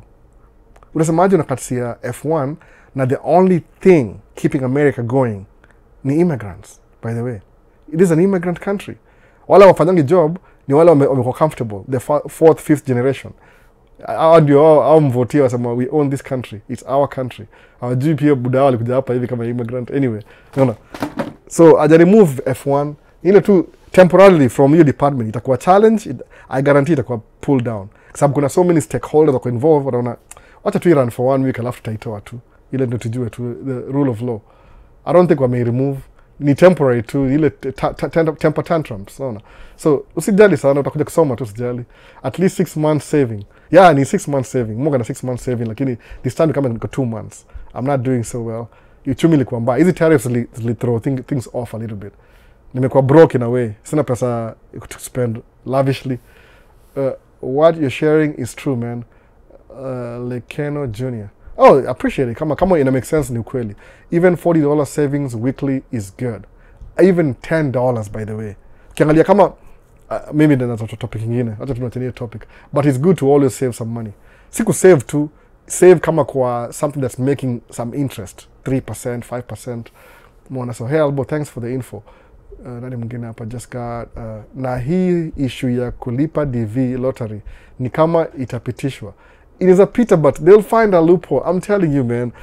That's a nothing. Unajua ule msemujua hiyo instigate story yote kabisa ya migration. Ni msaitonga Stephen Miller. Hiyo ndio jina yake. Ako kwa Trump administration. He was there in the first na second. Sasa niambia tu wife wase kama hao mabuli au wase bulibuli au kama Stephen Miller. Wana propose vitu yani radical. Ile yani nionekana na do job. Vitu za mramba baadaye. Guess what just happened? Wife yake anafanya kazi na Dodge Department, Elon Musk. Elon Musk amesema I'm leaving, going to my private sector. Guess who left na wife ya Stephen Miller? Sasa hii hata amejam zaidi. Ni kama is a, inamfanyikia kile anafanyia wase, it's coming back to him. Na ana watu watatu, unajua msema how can you be mean to people na una watu hii? Moga naogopa kitu sana by the way. Kukuwa na watu hili ni tone down. Unajua sasa kama history ile happen weekend, niambia tu mtu yangu you couldn't be seeing me today. Ni kama I will spend some time away from my kids. Hiyo ni kama ukambali na watu wako na feel kama uko I don't know how I can live with myself by the way. No. Jua kama unisumbua kichwa, that's part of my life now. Unaona? Sala langi usiku na daddy this honey. Paka mdogo. Dada. Lazima nitike whatever I'm doing. Kuna watu alafu nafanya vitu mbaya zinakatia wase. Hauwezi kuwa na ile fear useme somebody can no. Anyway, sijui hata. Watu wengine sijuagi kuna confidence moja mbaya. You get 12% save kwa ETF. Unaambiwa hapa hivi na QCry. Kwa ETF kuna vitu mob sana. A little bit, just haba ujaza kibaba. Unafikiri msa alisema kitu was not thinking through. Ni ukweli. Hizi vitu ni kama ni ma principles za kusaidia kwa life. They come together, alafu zina make sense. Nimesema sasa nimeland from the hard way. Do not start off with a credit card ununue consumables. Create a system on credit, good credit, that produces cash flow. Then from the cash flow, ununue hiyo Range Rover yako. Kwa nini? Ni guiltless spending. Because, man, sijui niwaambiaje yani. Hiyo ndio making sense. Bala kubuy Mercedes Benz mpya, nunua truck for example, ama enda ununue nyumba, we rent. From the rent, 25% from the rent ikuje ile income ulipie nayo Range Rover. Itakuwa very smart move because you're not using your hard-earned money to buy the Range Rover. Ile una drive to for a few hours, alafu unaipark hapo the whole day, alafu ina depreciate every day. Afadhali usemeaje, it's a good car. Mimi sikidanganya, Range Rover is a really good car by the way. Mimi angalia sema no. Inaniita come to me. Hivyo, it's a good car. Sikidanganya kabisa, really good car. Lakini ukinunua, alafu you're spending maybe 2/3 of your income, 2/3 of your income kuilipia. Ina make sense kweli? It's not worth it. Unless unaitumia for exclusive, which I don't think so. Yini gari ya luxury. Otherwise someone unatumia for Uber, it doesn't make any sense anyway. All around. Sababu iko na so bad depreciation, I don't see the best car kutumia for Uber XL ama ile black car. I don't know, man. Sijui. Labda kama kuna 50, unazirent out every weekend for $10,000. Maybe. No. Car rental, maybe. Lakini personal use just for, no, not worth it. No. Sioni kama kabisa. So tuko up to date TikTok, hakuna swali. So hapa YouTube wasemaje? Kuna Favored Paul. Nimeanza Favored Paul wasemaje? Albo, tufanyie video ingine ukisoma comments za TikTok. Hakuna haja. Ndambu naringa hapa hivi, naringa. Na mimi hata si tajiri sana. Mimi ni ile tu kwa Mkenya ananio wivu nasema mimi ni tajiri. No. I'm just middle class, hapa hivi middle class. Which fight to be middle class. Fight. Si ati ni. Hata maintain every day. Maintain middle class si rahisi. Kwa mtu kama mimi hajasoma, mimi sijasoma by the way. No. I'm asking you to go to school and get a degree. I don't have one either. No. So jua na envy. Sasa wase like video. Wase like in video sama hivyo. Lakini musa hayo kitu kila saa. What's wrong with me? Nafa kuthink kama commercial. Keith Omolo, would you advise one to go for passport first before applying DV lottery or after in case they win to the US in the visa interview? Keith Omolo, pata passport anytime. Just have it in hand. Usingoje DV alafu ndio passport. Sababu DV si guarantee. Keith Omolo ni mgeni. I'm repeating myself by the way. I've said this before. Hii swali yako nishai answer before. I wish you're watching my videos kama kuna time utaona hii swali. Always have, if you intend to move out of Kenya for anything, visiting, relocate, the first thing you should have is your passport. Just have your passport handy. Ni confirm TikTok, I'm still live. Yes, I'm 1 hour. Mungu anapeleka kitu mbio sana. Unaona? Always kuwa na passport. No question. Niko nasaidianga wase kupata passport last year, lakini views zangu zimedrop sana mpaka sipatangi any money anymore. Ni kama disadvantage. I'm not doing good videos. Ndio mfanyanga hivi. Live ndio my main video. Hii ndio the main video. Hii ndio the most current video live. I'm doing it live, I'm recording. Then recording we post on Friday. In between the week, mupatia ma highlights. Zile video nilimake kitambo kama 2 weeks ago, but sikuwa time ya kuedit. Jilikuwa nataka vitu mob sana ama tu kama hiyo best yangu tukichukua rocks hiyo. Hiyo ni kama 2 weeks ago by the way kitu hiyo. So nasema let me post this now ile tu keep ile consistency. Ni learning hivyo, you need to have a system of videos. So kama sasa hii nigundua wasema Wapi videos za trucking? Ziko by the way. Nimeletea yani because I'm driving the dump truck, si comfortable. Dump truck ni gari ya dereva, si gari yangu. Muweka dereva kwa dump truck. Lakini because I'm driving it, it's not really set up for my GoPro cameras mount. So ni very temporary. Muweka moja nyuma, iko shaky, mbele. Yani it feels weird. Alafu siwezi weka camera kwa gari ya dere. Ndapatia dere my ideas. No. I don't want my drivers to record while they're driving. Itakuwa too risky for my insurance. Because it's me again. No. So I mean, I'm a bad boss. I do something, I don't want them to do something that I do. But okay, I'm taking responsibility. If I'm driving, making a video, I'm responsible for everything. That's why. The buck stops at me. Lakini dereva, it stops at them and me too. So inakuwa another level. So I don't want them to be recording while driving. But I can do that. So because mu drive dump truck, na dump truck siki to most of the jobs at dump truck ni maybe rarely suwe na mbali. Ile distance kurudi. Ni 10 minutes unarudi, 10 minutes unarudi. Basically ni kama dump here, come back, pick up, dump, come. So huwezi make video in 10 minutes because you have to pay attention. But nilitry, nimemake kadhaa. Juu nasema, oh, tuna miss video za tracking. Sawa, next week, hopefully next week nitapost za. Niko nazo, mi wanga na video in advance. Kama sahizi nasema video sija edit alone, maybe ni 30 videos. Sija edit bado, 30. Zina, they won't even make it to YouTube. Zaka tu my personal collection. Nazi edit alafu nizi save up for future reference. Ni kama mwanga na document. The whole thing started from me documenting my life. I never used to say a word. Niko na document nasema, I want to remember this. Alafu ndio baadaye kusema, hey, wait a minute. Wacha nianze kuongea. Okay, wacha niongee what I'm saying hivyo ika-evolve mpaka Maisha States is a new concept, but nilianza na Alhal, my other channel. I was just recording for my own personal use. Alafu nika-switch to now talking to people. So live ndio main. Anything after today ni video nimemake 1 week, jana, juzi, last week, naona tukaa hiyo. Ile tu kufill up ile consistency. Sababu niligundua algorithm ya YouTube ama TikTok I'm not so good at it. I wish I could. It needs consistency. Una post. If you want to grow on TikTok ama YouTube, you have to post every day, at least the beginning. Kama uko very serious TikTok, 4 videos a day, by the way, uta grow. Then when you get to 200,000, 500,000, then you can slow down to 1 a day. But growing in the beginning, front heavy. Post more videos in the beginning. So more post videos, they could be boring. Sabu, from my perspective, I was making it for me. Then I ended up as, oh man, but I gotta post something, so I post too. So views may drop. When the views were a little bit high, my AdSense, niko naipata, I give people out to waenda chukue passport. Sawa, last year. Last year was good. This year views zangu zime drop sana. But I know why. Do you know why the views may drop? Juu algorithm ya sahi is trying to promote my older videos the last year. So ipati emphasis video mpya because niko 2 year on. So nasemaje, I wish I made last year's video evergreen. Niko poa. Juu kawa sasha watch ile last year, ukiona hivi kwa title, I watch my own channel. Musema hivi, I go to a different YouTube channel, alafu nafungua channel yangu from a different account. Naona, how is it performing?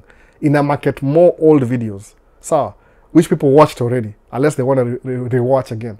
So that's why I'm gonna post videos 2 weeks ago, 3 weeks ago, saa zingine, ile tu fill up space ya consistency. But live, this is the main video, ya kukaa chini. I have 2 hours to do this, at most 3 hours maybe. Then I go handle my business. Kama leo nafaa done by 3:30, time yetu ya hapa. Sasa ni 1:35. So I have maybe 2 hours to go before I do this. That's what I do in your main video.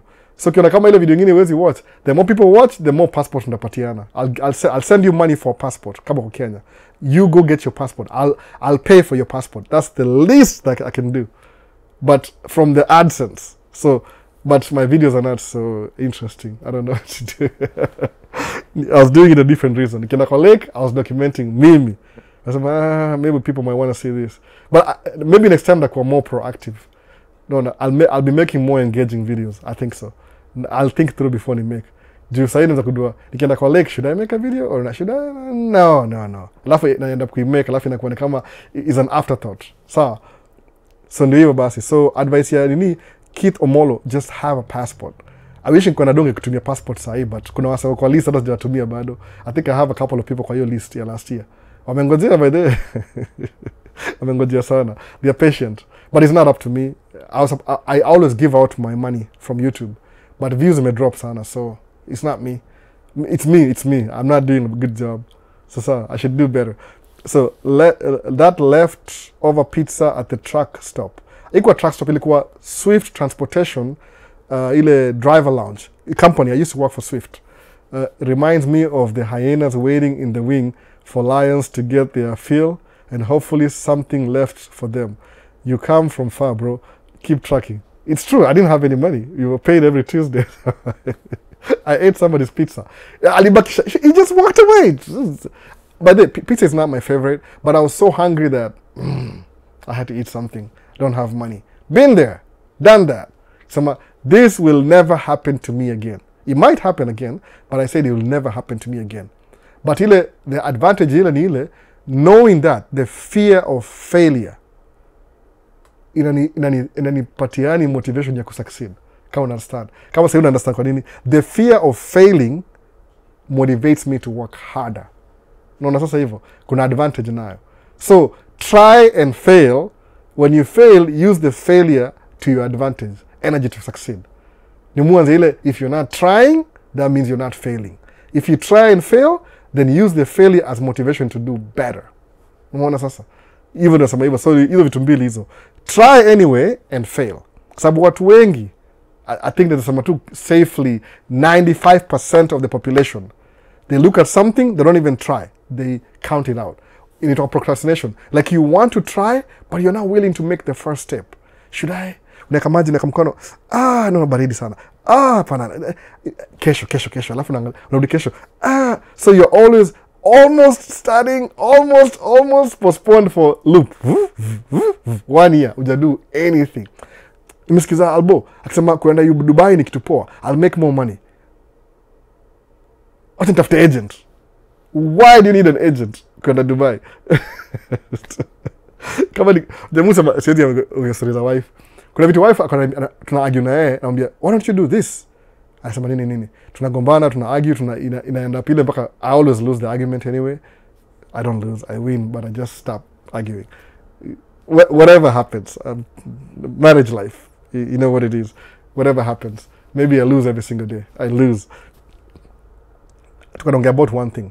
Alafu nikamwambia, okay, just a question, step out of that. Have you even tried this thing we're arguing over for a week? No, but have you tried it? Akusema no, accountability. Akaijaribu. Guess what? Ilikuwa, oh my goodness, I should have done this like a month ago. No. Wacha niseme nini kabisa. Ilikuwa hivi, she was trying to apply for a job. Ilikuwa posted. Hiyo job imeenda for 1 week. Niamuuliza, okay, requirements ni nini ni hii. Okay, I see directly job ya ile ina alley. Maanisha nini? How do I describe? Si kitu ya alley ni nini? Alley ndio ngaje Kenya. Corridor on barabara, ile part yake, si kitu ya part yake kabisa ya degree. Yeye ana degree ya psychology. Lakini hiyo job inasemaje? You need somebody with at least a college degree. Alafu zile ma requirements ziko 5, she meets like 3 of them already. 3. Hiyo 4th iko tricky. The 5th one, she out of her whatever. Nikamshow, let's go through the job again. Ebu angalia. Unajua kudu hivi? No, I don't know how to do it. Come explain here. What do you do on a daily basis? You run a business, right? Yeah. You have your own business, right? Right. So you can qualify for this? Oh. Something she does every day anyway. Okay, what about this? Oh. What about this? Oh. Tuma resume. Akajamaza. Unajua nini? Nikamwachia ile, I let her think about it. The next day, nikaamka kamuliza, did you look at the job?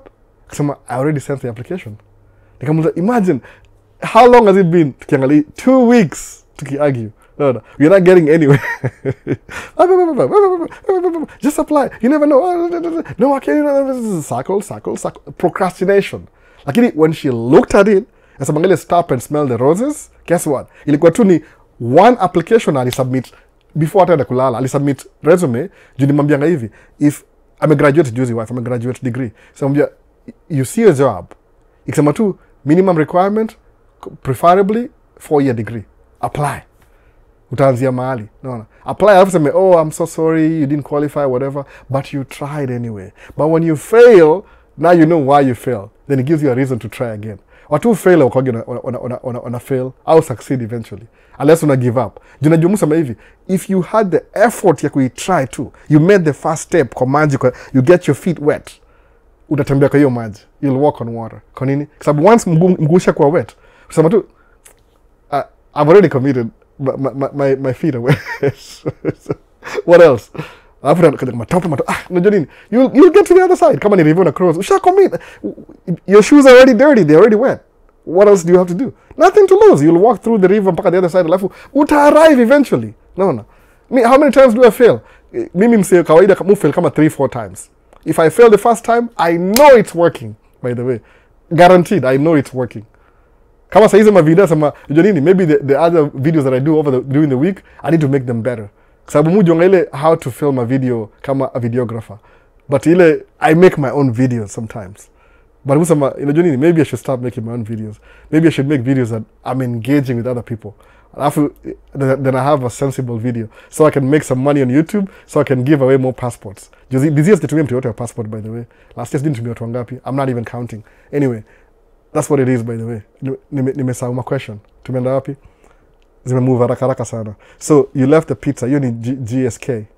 Wacha nibaki kwa question. Sometimes I get caught up in his story. I really love hearing the truck stop leftover. You've come a long way. Keep trucking, bro. Ni survival. Usamangaje? When you leave your country, alafu when mahali outside your country, what happens ni ile, you're always on survival mode. That means kuna ile fear of not succeeding. So having the fear of not succeeding, ukiquit, you'll take your passport and move back to your country. Then what? No. So the fear of failing, it drives you to succeed. No. You have a reason to succeed. Kamini, I will never do this again. I will never eat off somebody else's pizza leftover. It got fresh. It got so fresh. Okay, I'm lying. That was fresh. The next day, imekaa hapo hivyo for a while. I ate it anyway. Sema kana nakufa mbaya. I was so hungry, by the way, as a truck driver. Alafu nilikuwa so embarrassed to ask. Nikamwambia, you can get an advance. Oh, really? By that time, I was making like 500 a week. Kwa hiyo load ya hiyo siku hiyo, nikamake 500 only. Alafu I had an apartment, niko na nyumba, niko na gari, niko na insurance. I'm driving truck, I'm not making enough money. But I was 2 months old over the road. Niko very new driver. So with a new driver, you don't get high value loads. You get cheap loads. Because they want to make sure you're good before they give you expensive loads. Kuna truck inapita hapa hivi saa hii, moja iko na goods worth 10,000. The next truck iko na good worth 1 million. It's possible. No. It depends. So when you're a new driver, kwa kampuni, they give you the cheap freight. Cheap loads, ile value. So kama mimi, my first 1 month, I'll be honest with you, most of my loads ilikuwa pallets. Empty pallets. Mbao. Najaziwa pallets, napeleka na drop kwa warehouse. That's all I did. Niko tu the pallet driver. Nikauliza, why are they making me do this? Because you're a new driver. They have to make sure that uko good. Alafu kukuja home, kurudi back to Minnesota from wherever I was in the country. Nikakuja na load moja kama ya soda hivi, which is a little bit more pricey juu ni glass na pallets, but at least it gets me home. Kutoka, so ndio baadaye 2-3 months hivi 4 months napata load moja ya bunduki. Naenda kudeliver military. Napata load moja sijui ya wewe wacha tu, hata sisi vitu zingine. I was getting some high value loads. 6 months in. Woo! Naambiwa this load usisimame mahali.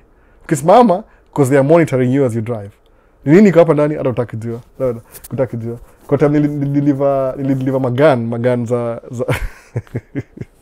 Virginia huko, FBI headquarters sijui kitu kama hiyo. Niliogopa. Ili click baadaye. Place nilitoa, alafu kwa vitu za military. Unaeka kitu ya military, unafunga, unaishia non-stop. Unaona? Mostly zile short runs a day. Kama 8 hour hivi non-stop. Ama unaambiwa ukisimama, enda place fulani usimame. Unapewa instructions wa kila kitu. So the better you become a driver, kama over the road, the more high value loads you get. Naelewa. But when you're new, pallets tu, vitu takataka, vitu kaa hizo, unaona, za kawaida. Ma TV flat screen. Jaa kwa truck yani. Value ya wote naangalia, hii pesa mingi. No, ilikuwa 100,000 plus. To me ilikuwa a lot of money. Sikizi sijalingi. Mbwa mchanga ya free. No. So anyway, ndio hiyo sasa. So it happens. Use your failure to motivate you to do greater things. If you don't do that, then you just give up. Then what? What happens when you give up? You're exactly where you were, 20 years ago? No. Depends how old you are. TikTok imeenda mbali, na sijui niko wapi. kwa CQ CY gani ndo unajua iko poa na pesa uko nayo? CY ibu Sand Rakeri yasema nini? Inategemea ni which investment. Best platform you can invest in US ni gani? Oh, unaniuliza mimi Sandra. Fungua investment account. Kama ni sema preference zangu. Kuna mingi by the way, kuna mingi. T. Rowe Price ama Vanguard. Mupenda Vanguard for one reason, sijui kwa nini. Vanguard ni ukifungua investment account unakwa website yao. Then it might take you maybe 2 hours, weka information yako, establish an account. So and then you come to your personal account every month, maybe $200 una transfer automatically to your investment account. Then unakwa investment account yako, unachukua 200, unachukua what are you going to buy? Either buy Apple stocks, buy whatever you want to buy. Alafu na move on hivyo. Or automated. Alafu don't think about it. Kama una hiyo pesa, ukikuwa na 500, tuma 500. Alafu forget about it. Ni long term. Investment ni long term. 5, 10, 15 years. 15 years from now it makes sense. But just do that. Keep doing that consistently. Na pesa uko nayo. Kama una pesa mazio, that means you need to make more money. Ile step 1 ile. Step 1 is to make more money. Then step 2 is investment. Ama tuseme hivi, hii ni mimi. Angalia Dave Ramsey, ile book yake nimesahau jina. Nipatiana hiyo book by the way. I gave it away. Sina hiyo book anymore. I'm so sorry. I gave away the book. So ilitwaje ile napakuba ingine. Inaitwa nimesahau jina Dave Ramsey book. Oh my goodness. I'm kama invest something. Ana ile baby steps, 7 baby steps ndio hivyo. Anzia ile ya kwanza, make income, alafu go through mpaka the 5th. Meaning I'm not even on the 7th baby step yet. Niko mahali in between. I haven't paid off my house. No. So kama unataka long term investment, look at IUL, stocks, precious metals, energy. Usisahau energy. Energy kwanza deni zao, stocks zinalipa, they pay you back. Kuna moja 20,000, I'm eyeing it from a distance, kajicho hivi, kajicho. Hiyo una invest 20,000 kwa energy, then unapata dividend ya at least 3,000, ni 1,000 a month, I think so. 1,500 even, nimesahau hiyo figure. But I don't have 20,000 right now, so I wish. So kajicho na yangle hivi. I like that. Alafu ni ile unalipwa, yani they pay you every 3 months, lakini unalipwa ni kama unalipwa every month, alafu the lump sum unalipwa. So kama ni 1,500, after the 3rd month unalipwa, nasawia hesabu, 15, 4,500, 4,500. If you want, you can take the money out, maybe 1,500. Kama ni mimi Albert, you know what I'm going to do? I'm going to buy the new FX2 camera. Ilitoka last week, by the way. Nikibuy hiyo camera, view ya live ita improve that view. Sababu I have a A7 IV hapa hivi. FX2 ni kama A7 IV, but iko na fan. You can record long format. So hapa ni very cold, by the way. My studio is so cold. So that's why camera hiyo last 3 hours. Nikienda kwa jua, 1 hour pekee nazimika. Naona. Nimetui place ni cold. Mtu hapa ni kwa basement. So I'll get an FX2 na hiyo pesa ya, you know hivyo. So I'll invest money in an investment. When I get my returns, I'll use the returns to buy myself a flashy new Sony camera. Ilitoka last week, FX2, Sony FX2. Iko na sensor ya A7 IV with a fan to cool down. So you can record long formats too. At least I'll buy one, at least one. Niko na FX3 bado, but it's too complicated for me. I don't do like, hiyo ni ya Waiganjo, Vic ndio anafanya hizo vitu, si mimi. I'm a photoguru, wala also a dedicated videographer.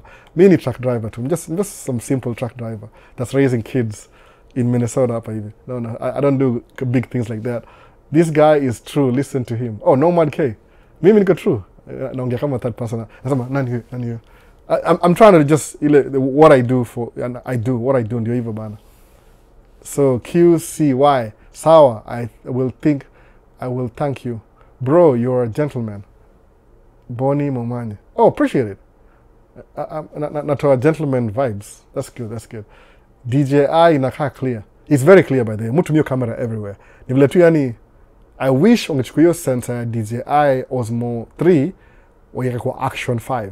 Ita improve sana, but maybe they don't wanna itongaje the translation ya kizungu. Mungu Kiswahili sana. If you have a good camera hapa and a bad camera hapa, like maybe Action camera is good for action, Osmo is good for this. Ukichukua hizi features za hii, kwa hii, you will kill the sales of this. So maybe that's why I want to patia ile, let every camera stay in his lane. Unaona? Kama ni action ikae action, DJI ikae DJI. But if they can swipe the sensor, weke sensor hapa. Ile French kiss. Kiss itongaje nimesahau jina. Itakuwa poa sana. I'm on DV, nataka kufanya tracking. Kuja tracking. Sirimpui ama tukaa hiyo. Man, jina ngumu. Hopes they butcher. Tracking kama uko na DV, uko na DV visa, kuja usettle down kwanza, alafu get a job, just get your life together. Musa itakutake 1 year hivi, settling down. Hata one of my good friends, jina yake ni Paul, sio ongea kila siku hizi. Paul mazee. Paul, tumekuwa tight. Tunaongea every other day, let me be honest. Every other day tunaongea na Paul. Ako track siku hizi. Paul alikaa 1 year. Hata si less than 1 year akaanza tracking. So alisettle down, alikuwa na host, akamove out of the host, akaanza nyumba yake. Hata sahii ameimprove, sahii wako na gari 2, wako na hao, unaona, hizo vitu za kawaida hizo. Just settle down. But ukijua I want to do tracking, alafu eventually go get your license, alafu anzia hapo. Tracking ni kama cheat code, musema hivyo, because but you have to end up buying your own truck. Usiendeshe kama dereva. Every time inakuwa employment is like unajiwekea ceiling. I can only make this much. Unaona? Kama dereva wangu yume kama 6 to 7,000 a month akini drive here. That's what I pay them. Napatia percentage of what I make. So mume kama 25,000 gross. So hiyo pesa yake ni part of the expenses. So I end up with maybe 30 or 40% in your profit. Mbona hivyo? So that's the truth. Naambia tu kweli kabisa, so danganyi. So think about it. Kama kuna job unajua out there that pays you 25,000 a month gross, take it. But kama ujui job ingine, ama kama mimi uneducated, sina degree, one day I'll have a degree. I'll change this situation. By the way, I will change it one day. One of these days I'm going to change this situation. I'm going to have a degree. Hata mimi navaa kofia. What do you guys think? Like on a more attitude. I don't think so. A degree too. I kind of feel like I should, for my dad's sake, I don't know, for whose sake, for myself. I've got a degree too, at least. But if you do that, if you do the 1 year settle down, then get into tracking, need cheat code in a way. But buy your own truck. Because when you get into your tracking, when you're driver, once you buy your own truck, you become a driver, business owner. Naona hivyo, ina move up. So your mind starts thinking differently. Sababu the challenges you encounter as a trucker business owner, ama jina trucker owner operator, you become a businessman. Yani kama, it is what it is. Naona. Kama mimi, I think like a businessman.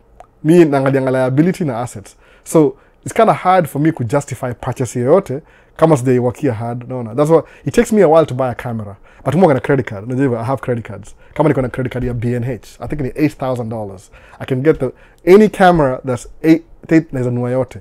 Nimusamangaje, how do I pay that back? I don't have that money right now. Okay, nangojea. So nda save 1,000. When I'm getting closer to the 3,000, kama camera 3,000, then nainunua. Then ngoje 1 month, i-register kwa credit, then I pay 1,000, another 1,000. By the time I'm paying the second 1,000, ile the third ishakuja. Na ukupatia 1 year financing, by the way. Ama 2 year financing. It depends. But mwilipa in 3 months zingine. So it's calculated. You can't just spend money, especially kwa hii easy consumables. Because everybody needs an iPhone. I mean, if you want an iPhone 16, you need it. No. You want it, and you need it. And it's necessary. And I'm just kidding, but in the psychology, people want things. Everybody wants the finer things. Everybody wants to drive a Range Rover. Mbona sema Range Rover sana leo? Nimesahau my first love. Mercedes. That's it. Audi, luxury car.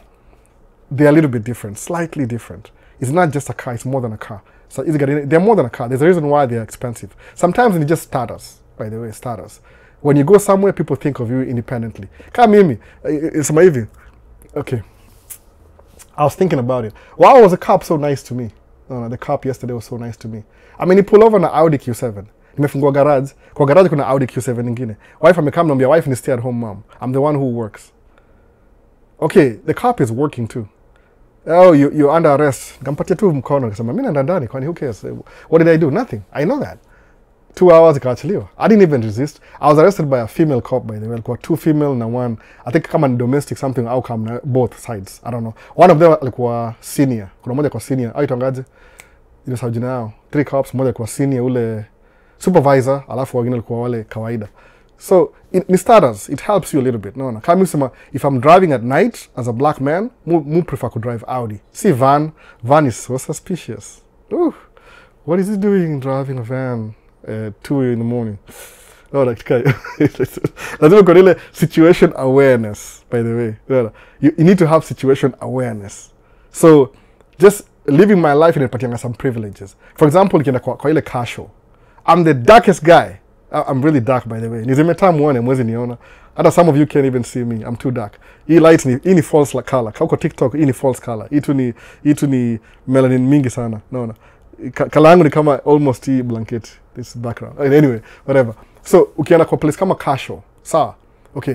Car show, people are recording with their cell phones, nini. Mimi niko na camera. Camera ni gani? It gives me some status. Musemaje, because I know I'm black, niko na ile more of a compensate. Is it a bad thing or a good thing? Somebody in TikTok anasema, that's a bad thing. You're showing off. You're over. Mse, uko na A7 IV. See, it's not the best camera. Ni kind of middle level. Iko na shutter speed ya 15 shutter speed. A1 iko na 30, if you know what that means. A1 ni $6,000 camera. But mimi niko na setup yangu ya A7 IV na lens is like I'm holding $5,000. Sawa. Inanipatia status because I'm a black guy in a white country. Unaona, ukidrive gari expensive inakupatia status. It makes people kind of he's black but he's not that black. Unaona, vile ule kama interview. So that's why I do this. Naambianga jipatie status fulani, ile first impression really matters. Mtu akikuona hivi ana think twice. No. Mbona? No. Kwa sababu their first impression hivi as a black guy, hiyo wanakaa ni criminal. Yani uko negative. Ile mita iko criminal, not criminal. Unakuja hapo medium size. Akiongea na wewe hivi uko na accent but unaongea ile, mimi niko na accent. I think so. I think I totally have an accent. Hata nangele ongea hiyo story. Kenyan American Home. Kwa sababu just set up hivi ubadilishe address yako. Speak your accent. Speak. Ongea tu, usijali, usiogope kitu. Aski unaongea English msee wangu. Unajua hivyo. Ni ile tu people are comfortable wanangoja ongea kama hao. They will still listen, ongea, speak your accent, usiogope. But it change over time. Kama mimi kwa time nipigiana simu, nipigia Vincent. Nilimthrow off kabisa, hakujua mimi ni Mkenya. Nikamwambia, Vincent, kwani tukakumbuka Kiswahili akasema, kumbe mimi ni Mkenya. Okay, whatever. Speak your nini. Jipatie status fulani hivi. Ukienda, let people know. Unaona?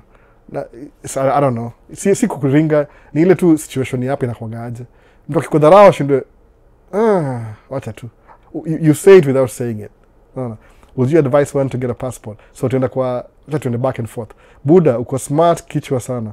Paul Shaushi. Si smart but the experience.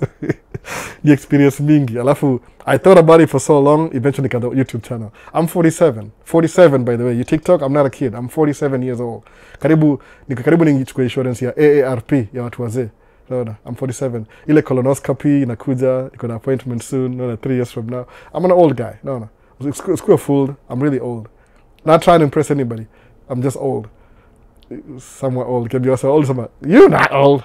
Anyway, yeah, exactly. Relative to watu au watch each channel, kuna wase wengi waga between 20 na 35. So I'm over that. You see ni yangu anymore. That's why I'm just sharing my experience. So itakuwa different. 20 years ago nilikuwa really dumb. No. Very, very dumb. Ni ile to experience unalearn vitu as you go through stuff in life. No. That's why. Sikuwa smart.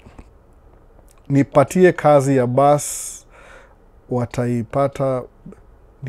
Nimepata kazi ya bus watanipatia B class. Paul, anza na hiyo basi class B, but make sure kuna air brakes endorsement. Then uko na air brake endorsement, once your basi umekuhire, if you're used to driving the big yellow bus, eventually utakuwa very comfortable kwa barabara. Then ukikuja ununue dump truck yako, which I know you will. Paul, I know you will. Maybe you could sure say, I know you're not really sure that you will buy a truck if you want to. I mean, that's if you will buy a truck. I'm not kidding. Sometimes I know you guys will do things you're not doing already. You catch up na your story. But enda kwa hiyo class B uendeshe, uko na air brake endorsement class B over 26,000 pounds. Then ukishakuwa comfortable na hiyo basi, go buy your first truck.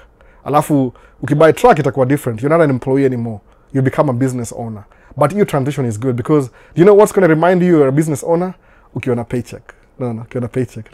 This is more money than I need. Wow. Who's paying me this much? I'm a nobody. No. Well, why am I getting all this check? Uta transition, sababu wewe si employee anymore. Don't think like an employee. Business, you're selling services. Employee, you're working for somebody. Unaona hiyo difference? So, anza na class B, then nimesema hivyo. Class B, hata kama you guys, some of you don't really know, mtakuja kwa millionaire, hata mjui. You just don't know yet. Lakini it's coming. It's surprise. I'm a millionaire. Wow. How did that just happen? Ulikuwa na seeds. Uliziplan tukasahau. No. It's true. I'm not kidding. It's true. Some of you are going to be millionaires. Most of you. I believe so. I hope most of you be billionaires. Dollars. Shillings. Shillings, come on. The top currency in the world, sijui ni gani, by the way. Euro, maybe, sijui ni gani iko high sahi, number 1. But that currency, iko na the best value. Dollar ni number 5, 6 hivi. I think. I'm not sure. I should look it up. Lakini, utakuwa, tutumie dollar kama standard. Utakuwa $1 million worth, at least. Most of you, by the way. Most of you, mtakuwa. So, employee utakuwa kaf. Hata kwa employee, if you're getting good money, the extra money, start investing with your first job. Kwa sababu kuna msalisema ngaje, I quote, asema, your job is your first business partner because ina produce your income. Unafanya job unalipa ndio, lakini the income from your job, salary, hiyo ni your first business partner. Ukiuse your salary wisely, it will take you places. Ita multiply. Sijasema ita add, nimesema multiply. Ndio kuna difference. Add ni ile 100 plus 1 ni 100. Kumultiply ni 200. Alafu inakuwa 400. Inaenda hivyo, ita multiply. Unaona? Ukiinvest ita multiply. Add that's kama you leave your money in a savings account. It just adds 0.05%, I think. Sijui ni ngapi. No. So that's what you do, Paul. Alafu, which commercial driver's license is the best for states to drive truck? Ni class A. Class A, it covers everything. Ile combined vehicles na dump truck. Pretty much, ukichukua class A I have a class A and I drive class B. Unaelewa? That's why. But I know you will. Ukianza hiyo school bus, you'll buy your own truck. If you want to, that is. You better. But kama degree ingine, explore everything. Don't leave anything on the table. Kama uko na accounting, anza accounting hapa, anza tracking hapa. You do tracking 5 days and do accounting over the weekend. Unaona? Kama wewe sijamtaja leo, ile best yangu itonga Miss Liz. Miss Liz yoga na uza insurance. So uza insurance over the weekend ama usiku. You'll only do this for a while. Alafu ukigrow income, utakuwa more independent. That's how things go. Ukimaliza kulipa mortgage, kuna taxes za hiyo nyumba utakuwa ukilipa. Yeah, kuna ile property taxes. That's how the county makes money. Lakini property taxes ni 1% of the value of your house. Come on, that's nothing. Mulipa taxes anyway kama niko na mortgage. So guess what? Okay, naambia ukweli kabisa. Mortgage yangu ni almost karibu 3,000 hivi. Sawa. So kwa hiyo 3,000 taxes ni kama tuseme kama ni 3, okay. Pesa ngapi hivi per month? Hebu tuone. 1.something% ni kama Ilini itakuwa kama mulipa taxes per month approximately ni kama I'm thinking in my head. Hivyo moja alafu divide into 3 ni kama 300 taxes per month. Property tax 300 per month. Yangu. Karibu 4,000 something hivi per year. Based on the value of the house. Unless I revise. But it's kama $300 a month. So, kulipa 3,000 hao, alafu lipa 300 per month, which is cheaper. Ukipay off hao, juu hao ni ile, you don't own the land. Land ni ya wenyewe. You just own the building. Kuna wasa wana own land, by the way. But most people in hapa hivi America, kama unaishi kwa hizi county, it's like you're leasing the dirt, the ground. You're leasing it. Ile matope, dirt. Itongaje matope? The ground, ile. You're leasing it. So you put your house. So your house has value, but your land si yako. Sometimes on own land pia, depending on your title, maybe a quarter acre, half acre, you can own the land too. Lakini si kuna property tax. Because that's what, the reason why unalipa property tax, unasaidia county to run their operation. Ni kama ile, what's the best name? Sina hizo terms sahi. I know them, but I'm thinking about different things. Ni ile, the county ina maintain roads. Hizi barabara mnatumia every day. Hizo ni county maintained. Kuna water system, kuna gas, kuna street lights. So your taxes, your property taxes zinasaidia kurun your city collectively, basically collectively. Kama hapa hivi shule ile the public school inakuwa funded na property tax. Hizi maintenance, utilities, civil, you share responsibility. That's what tax is for. So even if you pay off your house, you pay 300, it's nothing. It's nothing. It's 300. Come on. If you're paying 3,000 before you pay off your house, unalipa 300. You can even pay it in advance in January. Sababu imagine man, 1 month mortgage unalipa tax yako the whole year alafu sahau. No. That's what it is. It's a big deal. Unless in Texas, I think it's 2% taxes. Hapa ni 1 point something. Nda checks, siko sure. I'm just trying to think in my head. Alafu au kurudishia ile kama every year nakurudishia kidogo hiyo taxes. So that's what it is yo. So then is the travel. Asamaje? Tuned in. Nimeanswer question kweli? Ukimaliza sasa ndio hiyo basi. So kuna sema bro, it's 9:37 p.m. here in Nairobi. 9 hours. Liko saa ngapi akiandika hiyo message? 1:37. Oh, iko kitambo hiyo. Oh my goodness. Ni 10 sahi Kenya. I'm wasting people's time. They should be sleeping. Hope you're doing good, big brother. I'm doing good. Nimekutaja already. Dero Travels. Hiyo ni full time. Kuna Vic Waiganjo leo, alafu kuna Dero Travels. Hao ni videographer. I'm telling you, man.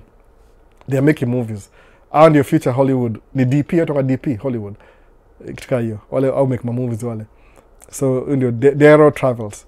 Climate KE. Yeah, amenyamaza, finally ameongea. What you have said is true. It's good to be prepared all the time. Today, I have missed a chance to go work abroad. Juu sina passport. Climate KE una passport bana. Wewe, akia nani. For all the people that I thought akona passport ni wewe.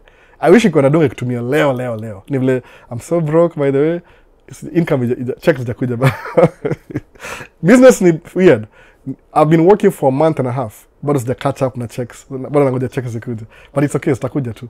Ningekutumia immediately Climate wewe. Wewe akia nani, wish ikona hiyo dosa hii. Well, of all the people Climate kafikiria ni kuna passport. Wase, first thing, kama na watch Maisha States, anza kuwa na passport by the way. Sababu, hii Maisha States ni mseka mimi nikam States juu ya green card, by the way. Mseka kama TikTok, kama nikam States na green card. I didn't do anything, I just sent my application. I became lucky enough. Luck found me because I applied for the thing. Kasema, hiyo green card watu wa winning green card, siwezi apply. Just try and fail. Then try again. I failed too. Sababu, when you're trying, chances of succeed na increase. Because you tried. When unaangalia kama spectator from a distance, you don't try, ujui ni 600 by 600 inamaanisha nini. Just try and fail. At least you may try. It could surprise you. You can try the first time like me, the second time, the third time, you'll win the third time. I won the first time, but sikuwa itwa ile second notification. So the second year sikuwa apply because I was waiting for the first one. So the third year nika apply, nika win. Hata sikuambia mtu ninyamaza nayo because I was so messed up in my head. Sikuamini. Why am I so lucky? Kamkujua, I wasn't lucky. I tried. So if you applied for a green card last year, that's 80% of the job was done. 20% is winning. 80% is applying. So angalia which is which. Try and fail and keep failing. But every time when I fail, what's in your mind things? How do I... Of course, green card always control anything because they try. The disappointment of failing. Okay, logi jinako hivi angalie. Oh, unfortunately, ile uchungu ile. Chukua hiyo uchungu, feed your anxiety ya kusucceed. I do that every day, by the way. Sijui kama niwaambie nini. Every time na fail, mu succeed. Sijui kwa nini. Sababu ile I use that ile failure kama niseme jina mzuri ni gani? Fuel kama kuni, makaa, chukua hiyo makaa, sema hii makaa ni failure. Ichukue pale na uichome tena. Ile smoke ikuje alafu heat, sema I'm going to do this. No. Easy balance ni ile tu na intensity tangaje gravitas kushow ile what you do. Jipatie motivation. No. Only you can motivate yourself like that. See, I'm telling you the truth. Every time you fail, use that failure kama fuel ya kusucceed. Always remind yourself. No. Paranoid. I failed. I'm going to succeed next time. It might take you 2-3 years. You will. Alafu, when you know you've succeeded in ile, you won't remember the failure.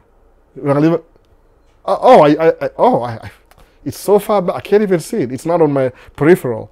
Rear view mirror. Rear view mirror. I got it. So that's what umesahau ilikupita kitambo. It pass you by. Mwona sasa. So ndio hivyo. KE akisikia siamini wishi kwa nado kutumia leo. Which way which other way that are easy to come to the US besides DV lottery? Thanks. CS majina yako full ina sound funny kwa internet. DICSK Saka.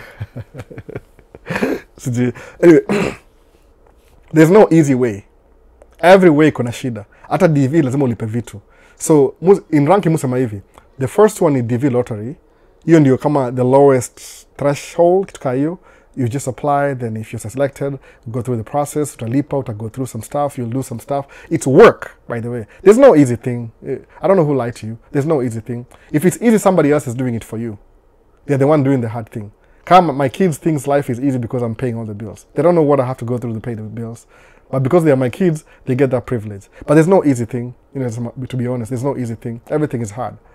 Difference ni hivi, DV ndio number one, you don't involve anybody. Number two is kama if you marry an American citizen. I know kwa hii administration is being threatened, lakini tuseme tu assume kama hii ni temporary problem. Alafu number three ni kuja kama student. All those things need work, by the way. Nothing good in life is free. Let's just be honest. If you think it's easy, then it's worth nothing. Any easy thing is worth nothing. Literally, you think about it. When you live with your parents' house and they're working hard to pay your bills, you think it's easy because you're not the one paying the bills. Mona. So it's a cheat code. Lakini when you live by yourself and you have to work to pay your bills, it becomes hard. Mona. So you don't really respect your parents paying your bills. Why? Because si wewe ni cheap, haina value. Until you start paying your bills, then inakuwa valuable. So nothing in life is easy. Everything good in life, you have to work hard for it.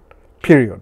Takujenga nyumba, lazima ukate mti, upeleke kwa lamba, I don't know what you do. Ubuy simiti. Kama unashika nyumba una rent, there's somebody who had to build that house. Ndio ukuje kurent.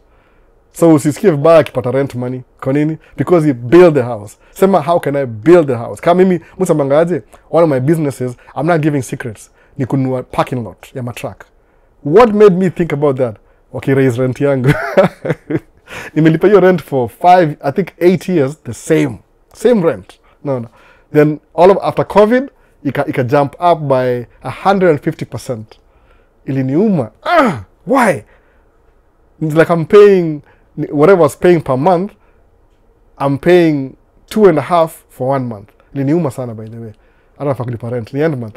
Next week. Mulipa by 4th, by the way. So iliniuma sana. Kusema, let me think about this first. Ilikuwa problem, then I found a solution.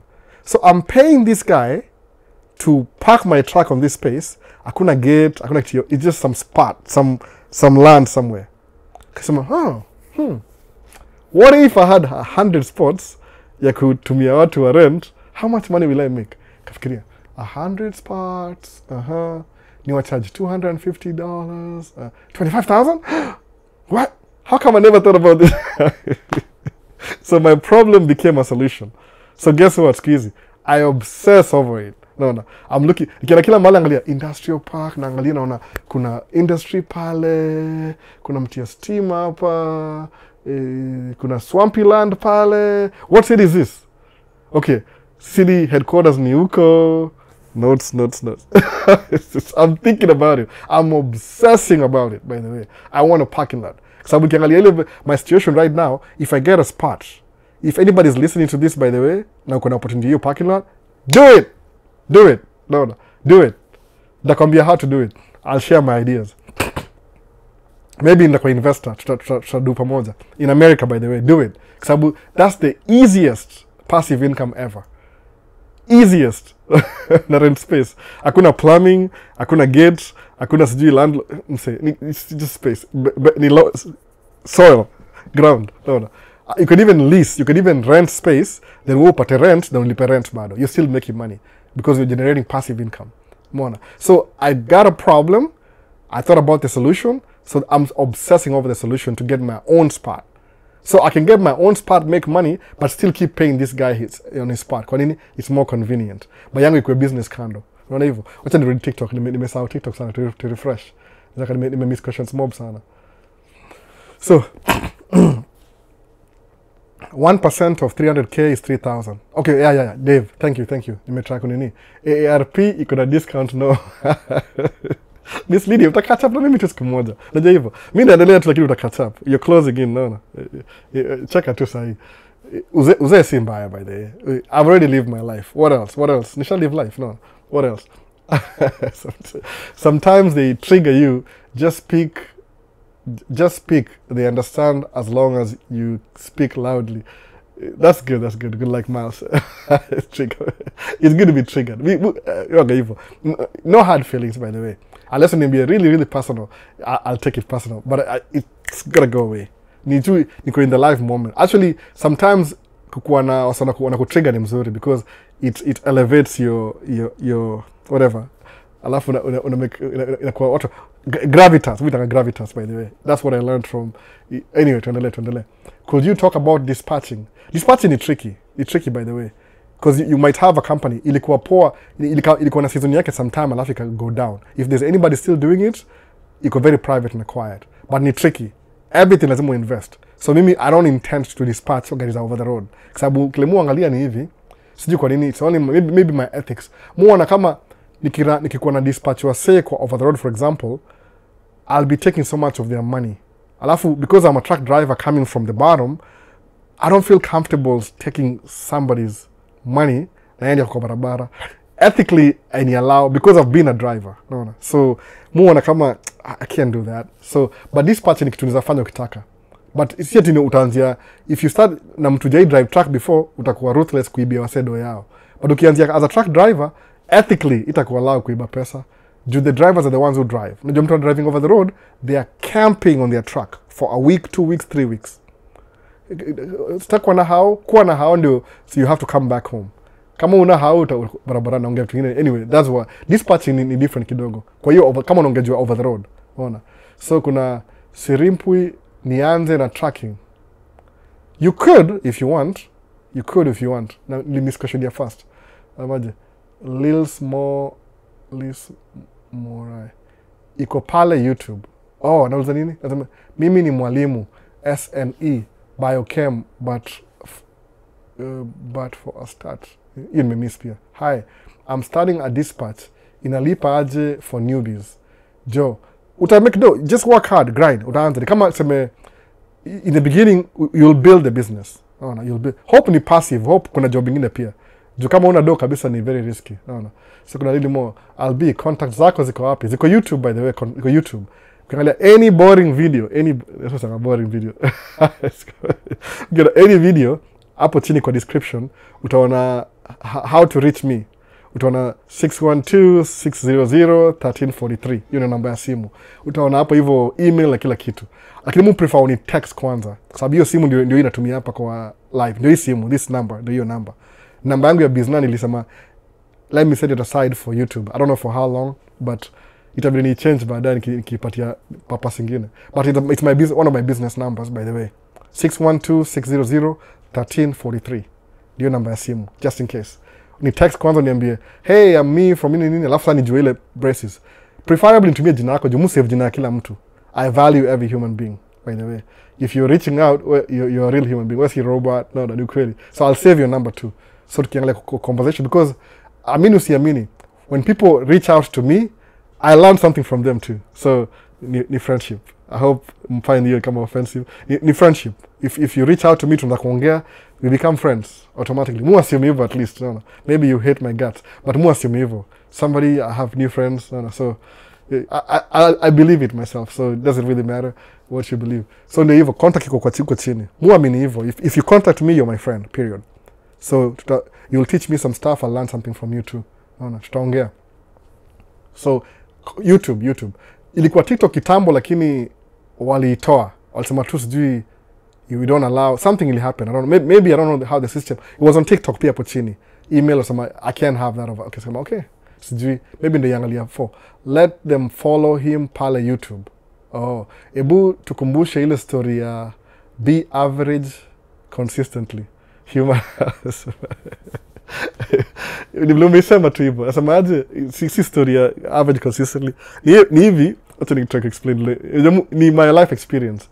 Ni poa kukuwa average. It's good to be, acha sema kizungu it makes sense. It's good to be average consistently. No. Consistently. Suppose kama unasema una doing a YouTube video, example. You're doing average videos consistently. Sababu what benefits you ili na build character ni hiyo consistency. It may not be the video, but the consistency.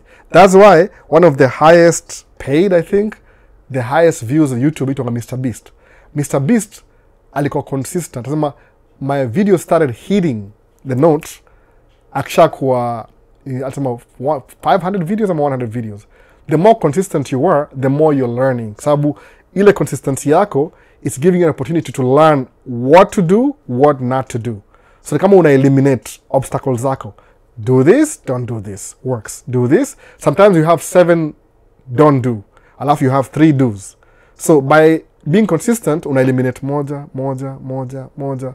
Eventually, ume brush off everything that's inconsistent, unabaki na consistency only. That's why kuna wase, kama mtu wako multi-millionaire, hata ukimtoa kwa hii kampuni hapa, kama ni CEO, umeweka kampuni ingine, ata succeed bado. Kwa nini? Kwa sababu amelani ile ethics. Akona ile kama akona program fulani ya kusucceed. There's nothing you can do to stop him. Asa mangaje, if somebody worked hard to be a millionaire, alafu you take everything from him, akwe bankrupt leo, umrudisha tena back to vizuri, atakuwa millionaire tena. Definitely. Kwa nini? Kwa sababu kuna ile character una build, ile what makes a millionaire, ni hiyo consistency. Si ku dream. Dreaming niko valid, your dreams are true, only when you take action, by the way. But if you just dream about it and you don't do anything, they are very beautiful dreams, by the way. So ndio hivyo. Consistency, average consistency, iko sawa than below average non-consistent. No. Uza kuwata above average, but if you're not consistent, nobody knows. No. Suppose kama tuseme you have the best burgers in town, but nobody knows about it. Who's buying? Nobody. You're making your burgers and eating them yourself. Natumia kama McDonald's, kama tuka hiyo. You have to make the best burgers, but be consistent. You can't win without being consistent. Ni hivyo tu. No. You have to keep doing it every day. Na hiyo ndio life. Si watu lala kila siku. You sleep every day. Sleep is one of the best thing human beings can do. Because una revive your whole body.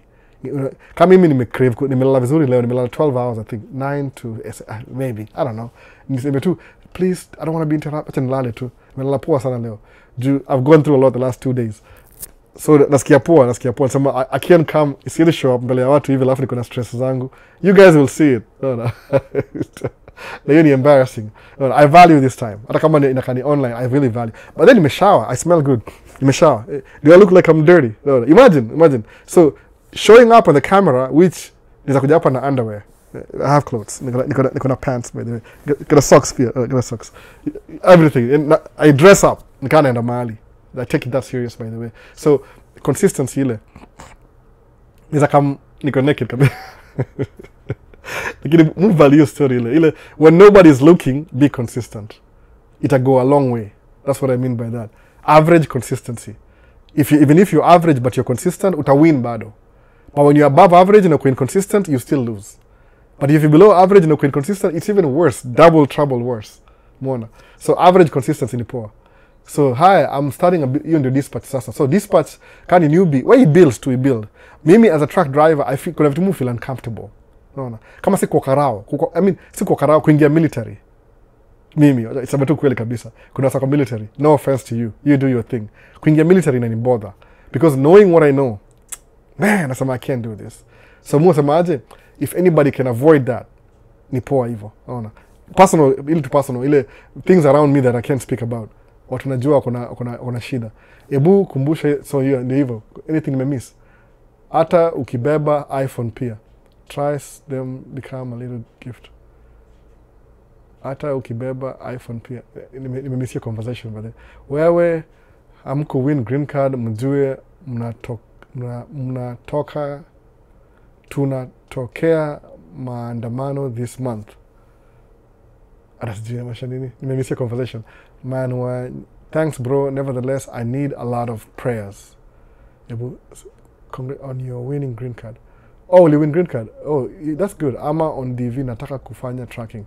I'm a winner. Oh, that's good. So do everything the right way. Unajua win is the first step. Alafu kuna ile second notification letter.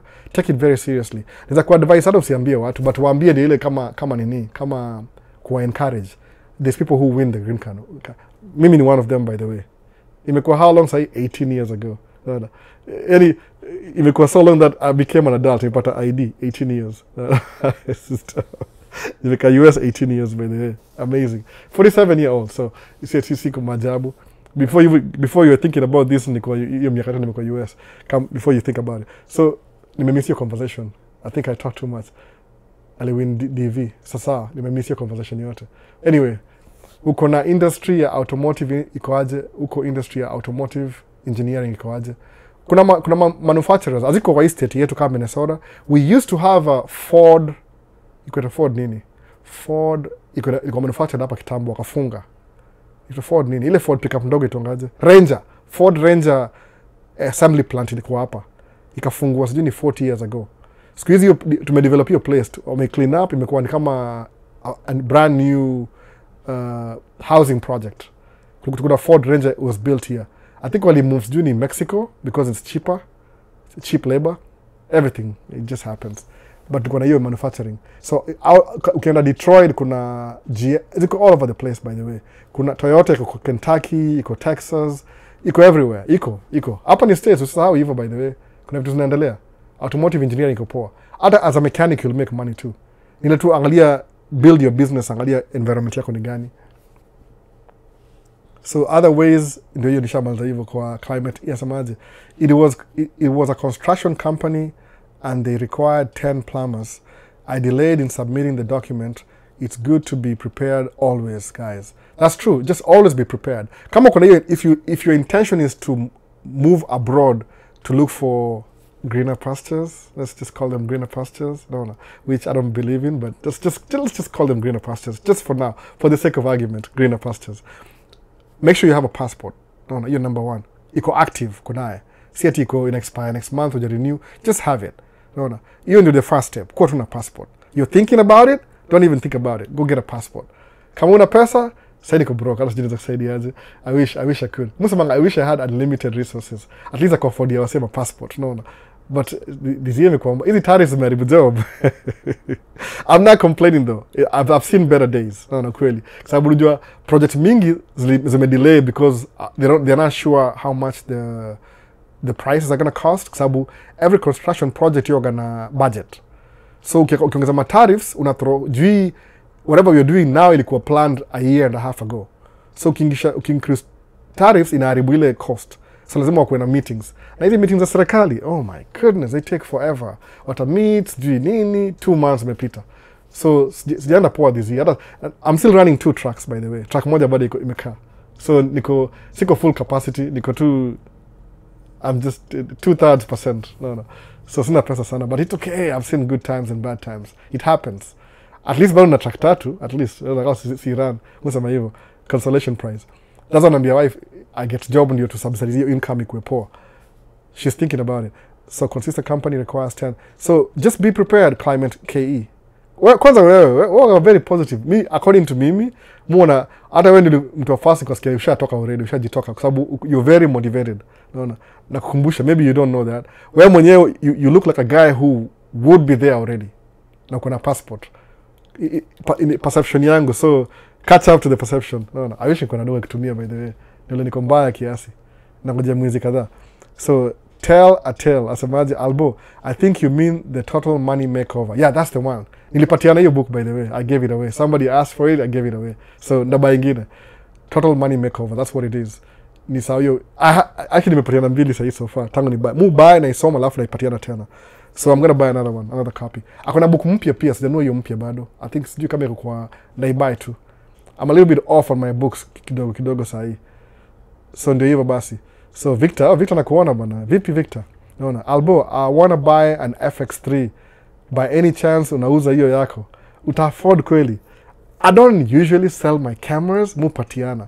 But FX3 sijai, I mean, how are you gonna pay for it? Kwa sababu ndakuuzia aftermarket price, lakini if you tutaongea nitumie kando. I can sell it to you because you're my friend. Sita kugonga na kupatia discount. But I don't usually sell my cameras. I don't usually sell them. Mupatiana eventually. Buy exactly what I need. Sababu siko motivated. Yani the way I buy my cameras ni almost free. Ni cheat code. Ndio nimwambia, create a system. Suppose msanii ambiaje Albert come and take my kama photography gig. Kama graduation, I don't really charge. Say most of the graduation niko nayo sahi ni friends and relatives. So I'm not going to charge them any money. I'll just take pictures for fun, which is less pressure. So somebody pays me to take pictures, for example, maybe 3,000. Hiyo pesa ndio reinvest kwa equipment. That's how I buy my stuff. So it's almost free, basically. It's almost free. I don't use my hard-earned money. something creates the atmosphere to buy the camera. So nikuwa nayo for a while, mupatiana and just give it away. No, that's what I but if I'm using it right now, at some point A7 phone napatiana. Mostly mtu pata first priority ni brother yangu. Yaje kwa ile camera bado nampatia, namtumia December when people are coming to Kenya, natumana mtu. That's what I do. But if you want me to sell you that, nikisha buy hiyo ingine hiyo FX2, maybe we can talk. Nakuuzia. Nakuuzia price poor, maybe 25% off or something. Whatever the sales price is. But ni camera complicated, you'll just figure out how to use it. Taka lens jina kutumia. Napatia lens moja at least ya kuanza naye. Ile tu standard. So tutaongea Victor. I don't use credit. Missy bank, so stumiangi credit. If you want it, unazalipa kwanza in advance. If you trust me enough to give me your money, alafu tutaongea Victor. Unajua, you know where to find me. Victor. So ndio hivyo. Hizo makamera. Guru Visual, wetu ni vile tu uko misplace, mahali uko sahi. Uko hapa uko na kamera zote. Sikudanganyi. Wewe acha tu. Nile tu mahali uko sahi. Uko hapa utakuwa na everything. I'll be coming to your house for a tour, camera tour. Ziko accessible kwa sababu if you're doing what you're doing and you're making money, utainvest na hizo nini zako, tools zako. So as long as you're getting paid, una afford. Juu kuna ile enough for your daily expenses and enough to invest back in the business. Mwana hivyo sasa. So ndio hivyo. So poa sana. Nasalimiana hapa. Kijua hivyo. So could you talk about dispatching kindly? When was the same swali dispatching back and forth. Hebu tuone imeenda wapi hapa. Okay. Huko Industria, we were the first lot ya DV 2025. Came in 22nd January. The second lot bado hawajaitwa. Imagine. Itadelay kidogo by the way, juu hizi stories administration. Analipa if nikuje niingie hiyo industry ya mechanic. Inalipa poa sana mechanic. If you're a mechanic, you start making money in your house hata before upate job. Sababu bora tupatie wase good deal. Whatever you pay at the dealership, also for example, kama Audi, napatia example ya mechanic. When mechanics ndio. Tuseme tu jina yao tumia manga auto mechanic. Aje? Kuna diesel mechanic, auto mechanic. So when mechanic sawa. Ukienda kwa dealership, Audi, I think rate yao ni 180 an hour. Sawa. 180 an hour. 80 an hour. Kenya. Nisipigie kelele 80 ya nini. 180 an hour. Sawa. So, mse wangu, Master Gabu, when ni mechanic, ukuja hapa States. Albo ako na Audi. You know how to work on Audi. Ambia Albo hivi. Mimi nakufixia na $100 an hour. That's it. Guess what? You think I'll think about it? I know how much it costs the dealership. But at least there's a break, mse. Because you're saving me money, but you're making money too. So if I'm going to make maybe kubalisha brakes za gari zangu, brakes zote, ile parts ni maybe 300, I don't know, example. Hii ni cost 2,000. The last time nibalisha brakes kwa 2,000. Zote nne. So ni kama ile hourly rate, maybe ni 1 hour per wheel.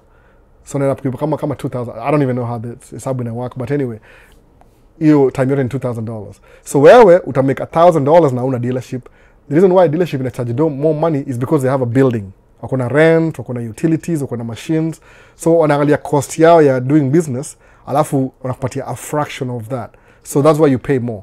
So kama wewe ni mechanic, if you start your own thing on the side na gari yako, you don't have a building. You'll still make the money, but cost yako iko low. So you'll have more customers because bei yako ni affordable. You'll make a lot of money as a mechanic, by the way. Utakuwa na check ya tracking money. Best yangu mwingine hiyo mechanic mnamjua. Sasa sema you make more money than driving truck. But ile sometimes kama gari jaribika pia na lose pesa. Ni business yote inaenda hivi. No. But mechanic hata usiseme hiyo ni do immediately sababu kuna hiyo need. People drive cars. There's so many cars in America. Everybody drives. So that means you have more customers and clients. Eventually you'll end up renting a space. No. My wife is in her 30s. Anataka kujoin Air Force. Is it worth it? Leon. Ni yule Leon moja ama ni mwingine? Kama ina benefit familia in general, wacha join. Don't take my word here from military. Mimi niko na my own reasons. But kama ukiangalia ile trajectory, suppose akijoin military, nini ni mastude, atapata makaratasi, it kuna ile benefits the family because umesema wife and assume you have kids. I'm just assuming. Sababu akiingia military as a professional, atakuwa infantry, atakuwa higher level. Yani the more educated you are, ukiingia kama United States military, kama uko educated, kuna degree, kuna masters, au utaingia hapa hivi nini chini, utaingia kuna rank fulani ya wale wase kama wewe. Wana respect that, by the way. Naona it's a good job. Ile si unaenda kufight infantry, ndio msimu na discourage. Usianzie chini kabisa. You could unaweza kuwa unalived, alafu who are we going to be talking to? Your life is so precious. So kama Leon, kama inasaidia general ya family, kama ni investment, yani do it, wacha ifanye tu. Sijui mbona wewe hujaingia. So my wife. I don't know why. I'm just curious, by the way. I wish ungeniambia kwa private message tuongee. It could be a really good conversation.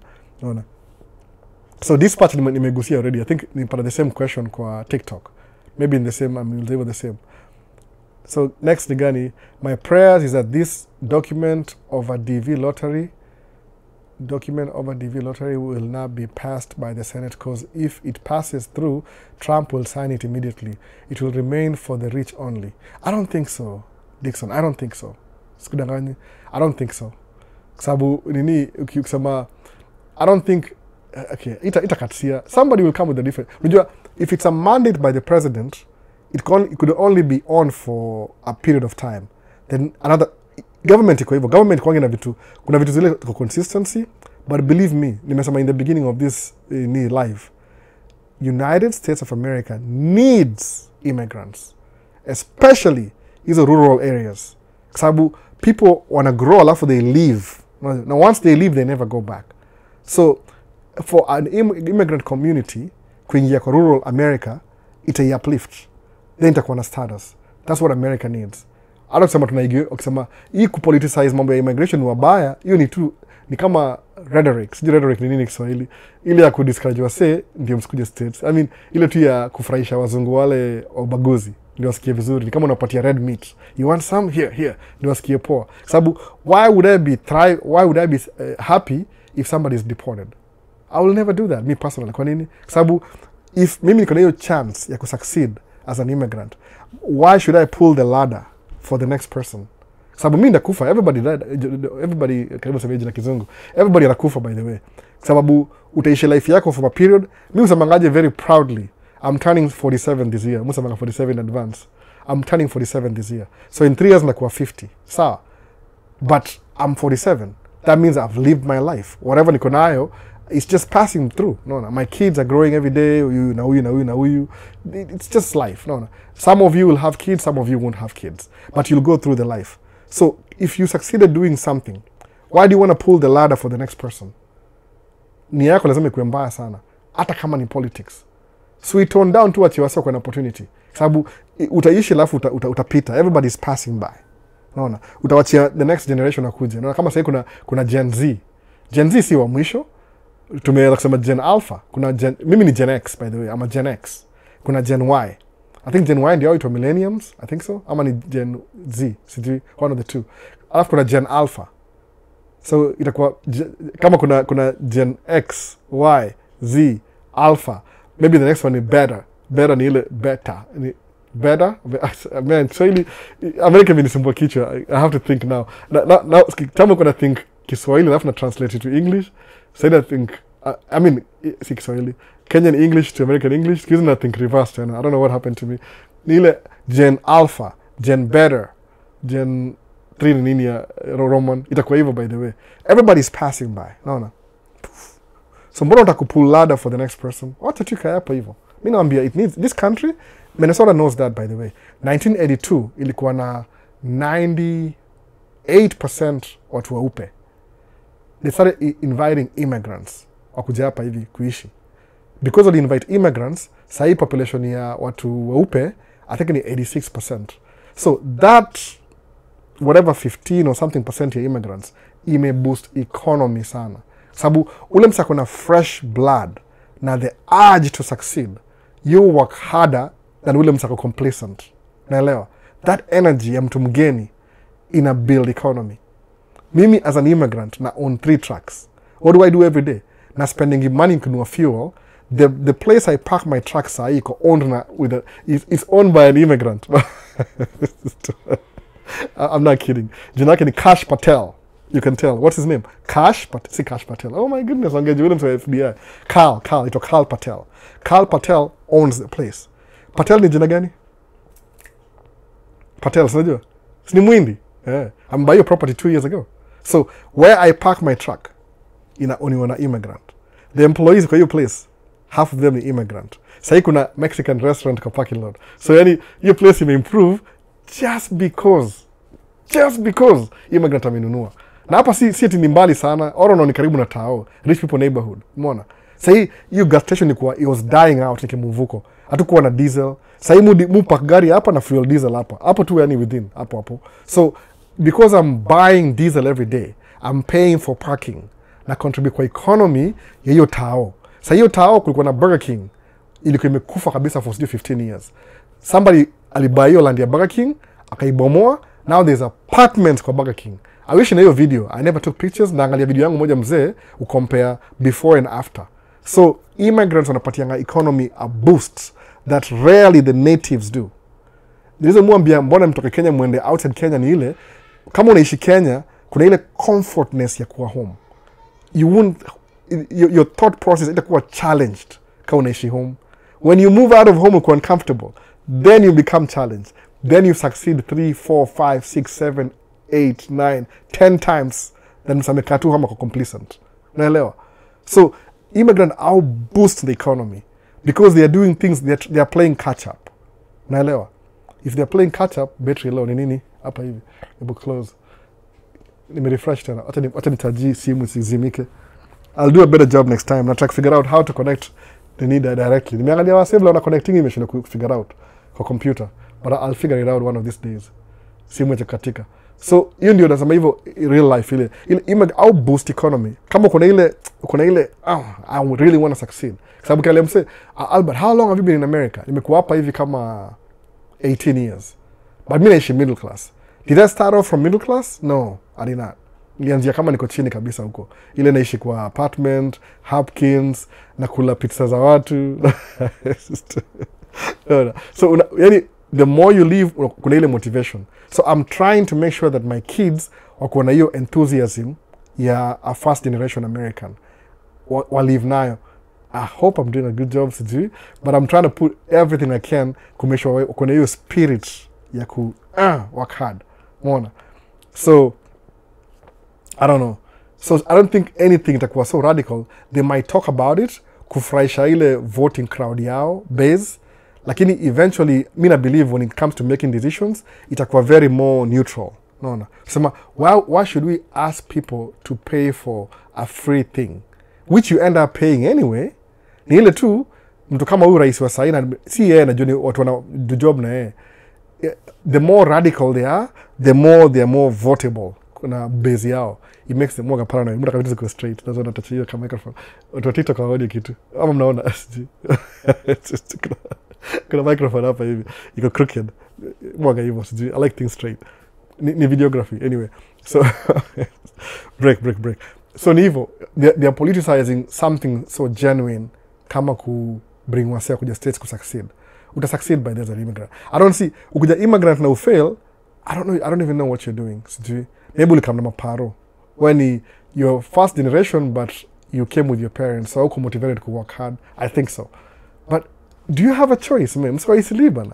Anaishi sijui neighborhood moja itonga Plymouth, one of the most expensive neighborhoods in the city. Hao yangu ukipeleka Brooklyn itakuwa 300,000. Hapa ni 400,000, 500,000. Sijui kwa nini. Neighborhood to proximity. But maybe I tend to move towards where I spend more money. Sijui kwa nini. Ile tu maybe kulipisha umaskini. No. Mimi I'm poor. I'm not saying that ikisema poverty naongea juu ya mimi mwenyewe. Mimi. I realize I'm poor. I realize I'm poor. Some of you have never realized they're poor. Maybe wanalipiwa bill na mtu mwingine. Unaona? You have to, lazima ikuwe personal alafu you'll do something. Ataka crooked pia. Hii sijala tena itakuwa paranoid. So, tuangalie story nyingine to refresh TikTok sijui kama ime anything. Pia naweza maliza. No. So that's what it is. Hapa na saa ngapi? Sawa, tumaliza YouTube. Nafakana kupick my daughter by 4 ni 2. I'm running out of time. Leo niko na vitu mingi za kudo. Why would you work hard to build business then at some point uiuze? Favorite Paul, unakuwa favorite, okay, explain here, maybe we'll understand. Kama mimi say for example, you're taking it more personal. No. your business will kuna best example, I'm looking for old money business. Hebu niambie old money business, anybody? Goodyear tires, ndio. Goodyear tires. It's been around for 150 years. Ukiangalia from 150 years, it may change ownership. Kwa nini? Example, Favorite Paul.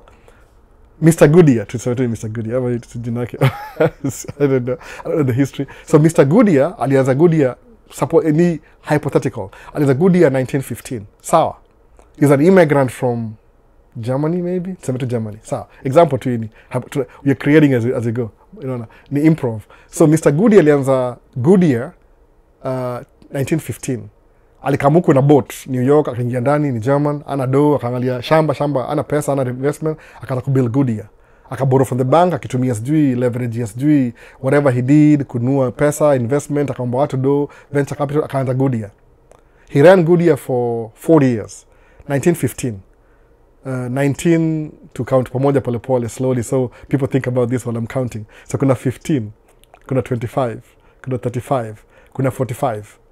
Sawa, Favorite Paul. So akishafika 45, Mr. Goodyear alikam US kama ako 30.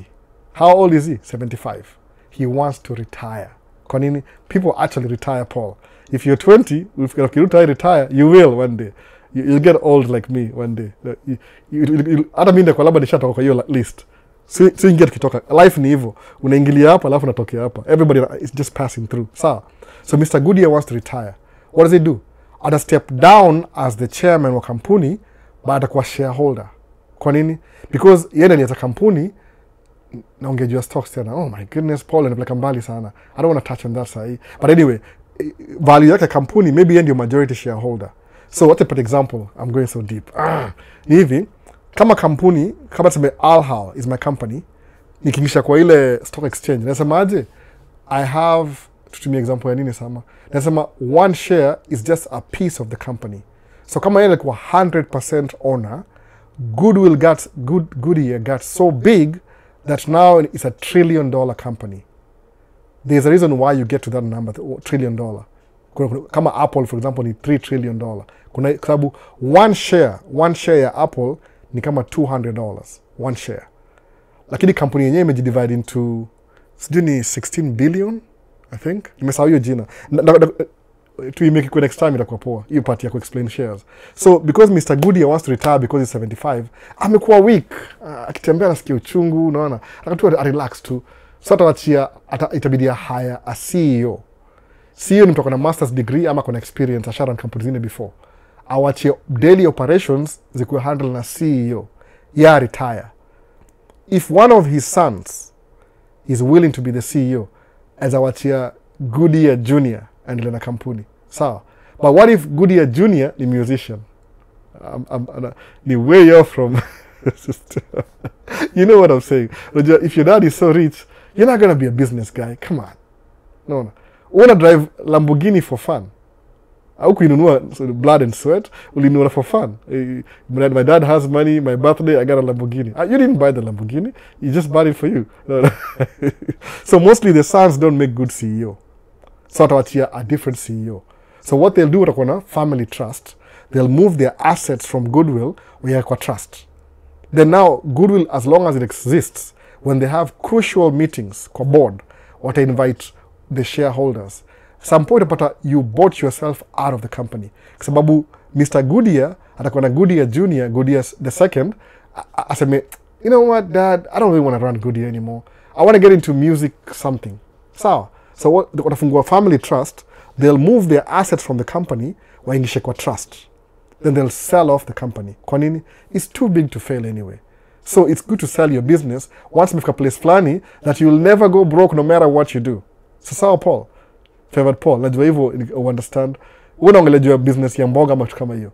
This business gets so big you can't even. Angalia kama, why do you think Bill Gates will move out of Microsoft? It's so rich that there's no way Bill Gates will ever be broke again. Ever. Hata Bill Gates the 15th or 16th atakuwa na pesa bado. Yani, there's so much money that, man, I don't know what to tell you. That's why people sell their companies. Kana nasema hilo in a good way.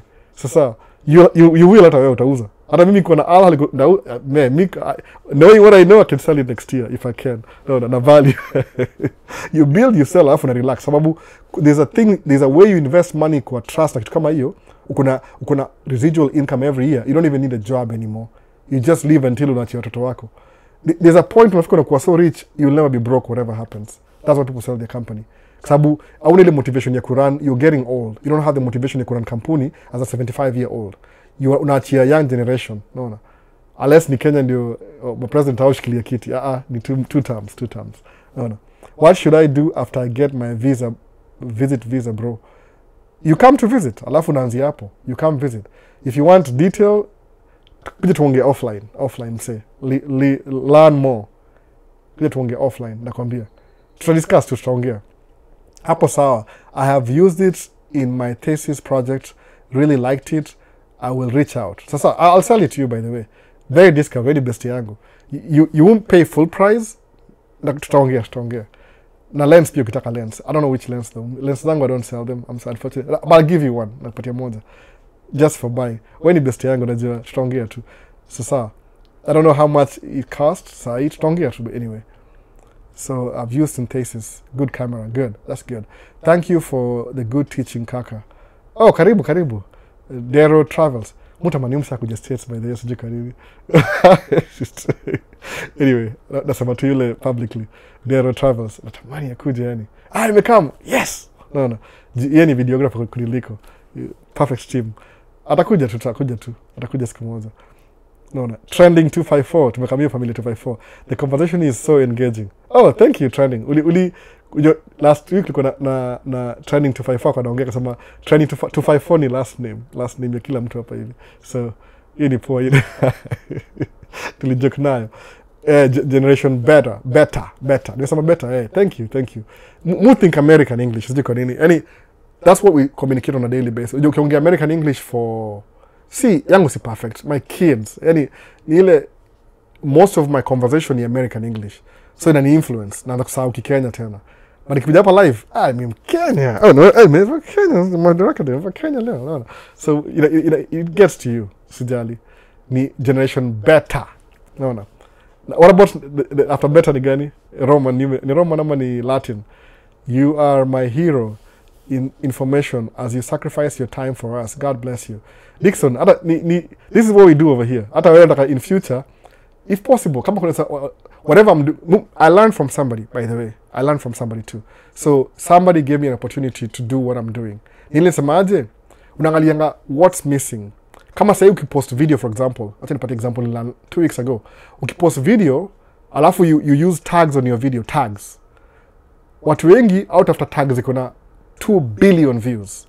Thinking in my mind, if I put it on the 2 billion views, it'll go to more audiences. Wrong. No. Ukipost video yako, topic, find tags ziko below 100,000. Kwa nini? That means your niche ijakuwa tapped into.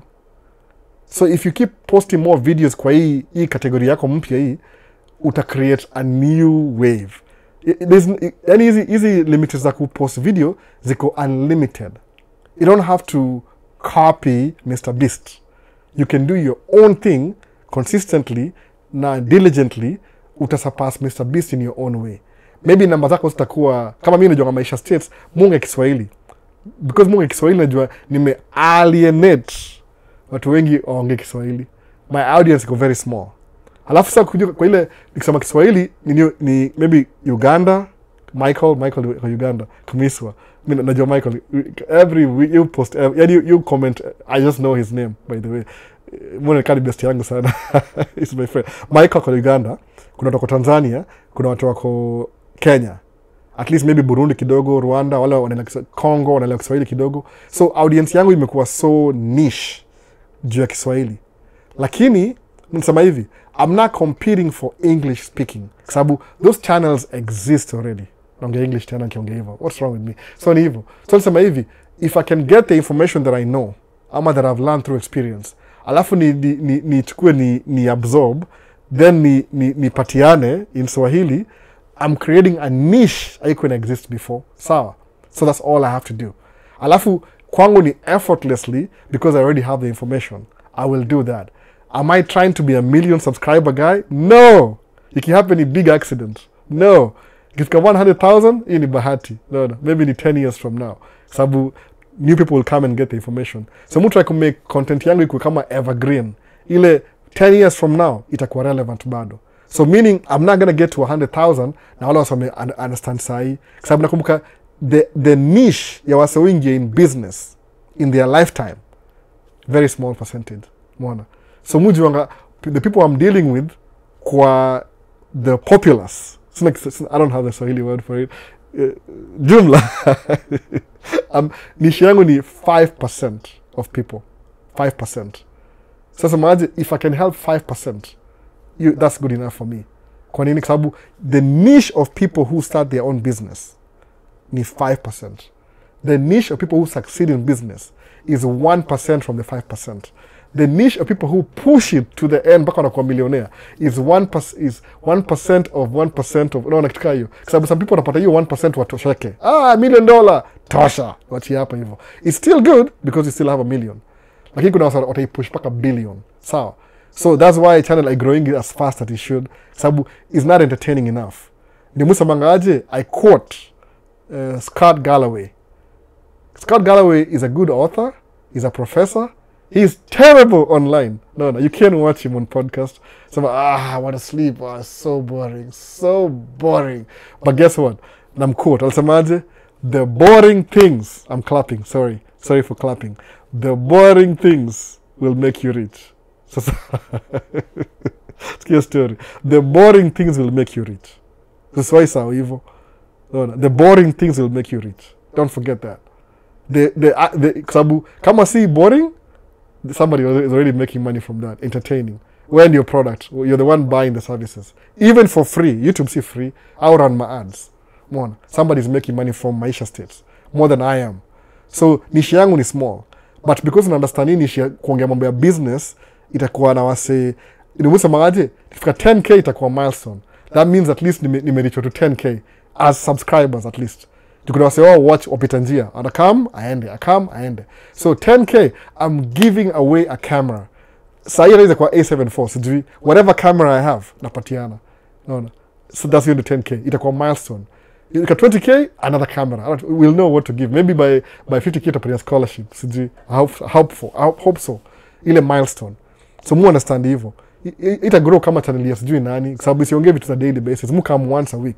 I know that already. Some sort of kirati. I'm trying to make money on TikTok. No, I'm not trying to make money. I'm already making money on something else. As a niche that I'm comfortable in. You be yourself and be you. Alafu whatever you are, choose pati yako alafu follow to the end. Your consistency. Live ni live. You're the ones actually asking questions. Mina try to answer to based on my experience. 2 years from now, maybe ndakuwa na more knowledge. Naona hivyo. Sababu I'll tell you the truth. From the time nilianza hii channel in the beginning, interaction yangu na my friends, musema ni my friends, imeni improve as a human being. Ime improve sana. Sababu we sharpen each other. Naona hivyo back and forth. Oh, mimi sina passport, msana pata passport. Oh, na passport sahi, I'm in the Middle East. Guess what? So the fruits, zile niliplant, they are bearing fruit. The seeds I planted are bearing fruits. And I have nothing to do with it. Ni hao wenyewe waliamua kuifanya. But ile niliwa encourage wakaenda Middle East. Now they are making more money. They don't even watch the channel anymore, but wako subscribed anyway. That's good. Kwa nini? Because they're getting busy doing important things. So, washaget ile ni yao washaenda. That's what I'm saying. So, haita grow faster ni niche. Mimi understand hivyo. But kumbuka, the boring things will make you more money. The exciting things, chances are somebody's already benefiting from that. That's why it's so exciting. Mwana sasa. If I'm doing videos every day, jua nisha establish business yangu iko in a place that I don't have to drive truck every day. I'll get there eventually. Or maybe I never. Whichever. Mwana. So ndio hivyo basi. Dixon. So kuna Hassan wa Isa amechelewa leo. Like the video to appreciate the guy. Oh, like ini video by the way. Inasaidia na engagement ya YouTube. Ona. Musa kusema hivyo. Why do fanya like the video. Hivyo msisahau. So kuna trending Dero Travels trending 254 ni aje. Mnajiona, hiyo ni poa mnajiona. So Dero Travels poa ndogo, student visa process inakupeleka aje. Ala ushatabua siri bana. Utabua siri ya hii ni poa. Thanks a lot bro for always keeping us informed. I appreciate that. So imeta conclude.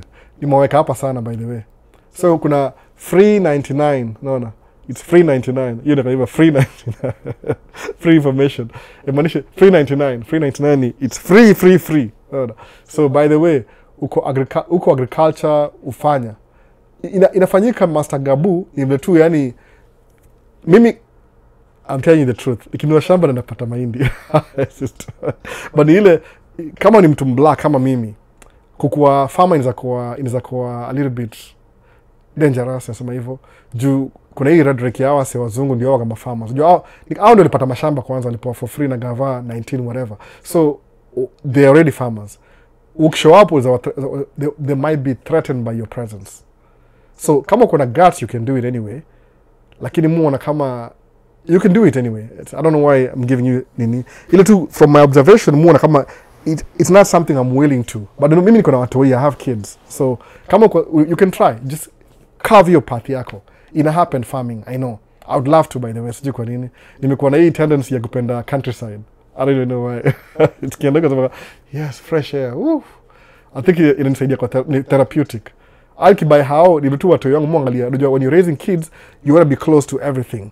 Shule, daktari, hospitali, these things. Kama si angalia urgent care iko tu hapa hivi, maybe 2 miles this way.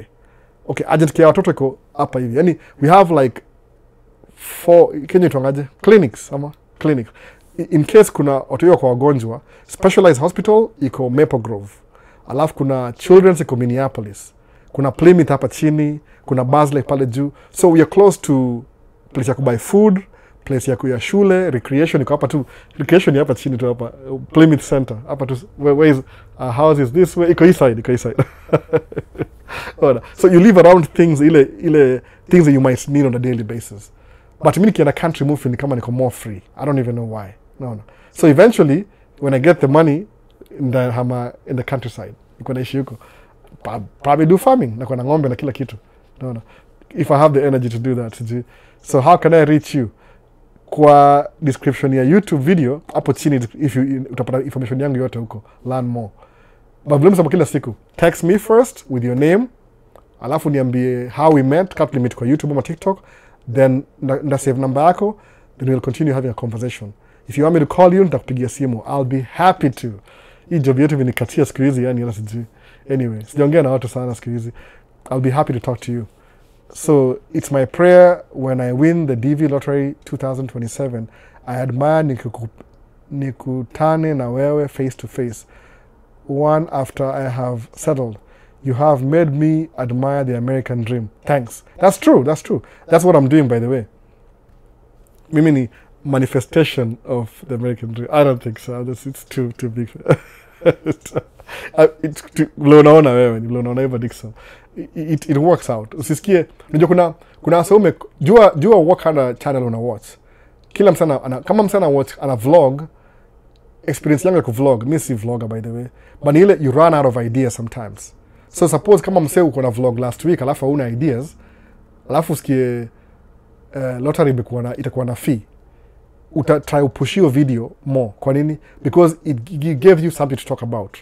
Alafu because ni breaking news, uta think through it haraka, utaisema tu haraka. So mimi mara more, because I do videos once a week live at least, ile ingine mumu do kama hata za do moja leo ni post kesho, but hii ndio main live. I think through, alafu it unfold nikisikia hiyo news. Nisikia watakuwa na fee kwa DV. Kusema is it true? Nikaiangalia, si fee immediately imekuwa proposed kwa bill from the Senate, from the House ikapitisha. Kwa nini? It almost failed, by the way. Walipitisha usiku, sijui saa 8 usiku. That means they were disagreeing. Wakamake ma deals, waka-agree, wakaipitisha. Sawa, ikaenda kwa Senate. Senate ni battle nyingine, itakuwa reviewed, itapita. But mimi I don't think fee itakustop you from achieving your dreams. I don't think so, unfortunately. Kama hiyo ndio, kwa sababu people will always find reasons not to do something. So useme fee itakustop. Maybe the fee will make you do it now. I'm telling you, man. Sometimes when you put a price on something, inakuwa more precious. People will take it more seriously. So you might be surprised when a fee ya DV, then everybody will start winning green cards. Labda natoa mambo ya lottery kwe, you pay your way to America. Everybody will now. No. Ugoto kwa mmoja wao, who you are, wewe. No. So Inakuwa funny hivyo. You put a price on something, now everybody wants to pay for it. Iko free, nobody cares. No. Ni hivyo sasa. Inakuwa na value ukiweka price. So massive guys, giveaway for sure. Thank you for inspiring big man. You've really impacted me personally. Personally, me keeping you've really impacted me personally me keep inspiring brother. Big up. Kama na translate na kitu sijui nataka I'm thinking asama nimu impact personally, asama me personally, amaanisha hivyo maybe amonge tu kama maybe ana translate. No. Siku isikia vizuri ndio umeandika haraka sana. Texting you fast in the inbox or WhatsApp, either one. WhatsApp ni poa juu naiona, hata inbox naiangalia. Unajua mtu hiyo kilala, okay, where is my phone to catch up on my comments haraka before amke. Mtu yangu ni 2 year old, akona ile situation awareness. So it's becoming easier now. Nimekuwa na mtu mdogo from last year, so it's improving. She's getting older. As after activities zake hapa hivyo for maybe half an hour at least break. So in Dixon Saku, kuna Training 254. I watched a video about a certain woman who came to the US through agriculture around 2007. The US had a scarcity of farmers, so they gave visas to farmers around the world, especially Kenya. It's true, these programs come up every year. Mi nawaambia, despite the headlines, hapa juu na kila kitu, nimesema nini in the beginning of this Training 254? Honestly speaking, the rural America needs immigrants. Kwa nini? If they don't get immigrants, they're in dire need of motivation. Ulisikia ile Trump akisema the people from Asians, they're eating dogs, they're eating cats. Honestly speaking, your Tao, since they moved in, our Asians, Tao may improve economically. The people who know these things, tafuta mayor wa your town, tafuta ule councillor, akambia, ever since you brought these immigrants from Haiti, itoka Haiti, mwisema kama ki-American, Haiti, hii Tao may improve. Our economy was this, now it's 10 times this. Kwa nini? Wamechangamsha hiyo Tao, wamechangamsha. Sababu, these resources are available, but people are not taking advantage of them. Kwa nini? People from the country, when they grow up in a college, they never go back to their county. Once they leave the county, they never go back. No. Wanakam kuishi hapa, ma neighborhood, ma suburbs. So ina lose watu. So we need fresh blood who are willing. They're just happy to be there. Alafu wabuild economy tena. Mona sasa. So America needs immigrant. Despite the political rhetoric. How do I know that? Sisi tuna running construction. Actually, if I could just ikisema tu my overcast, nikienda job site kesho asubuhi na kufanya job. Most of the dump trucks ni immigrants.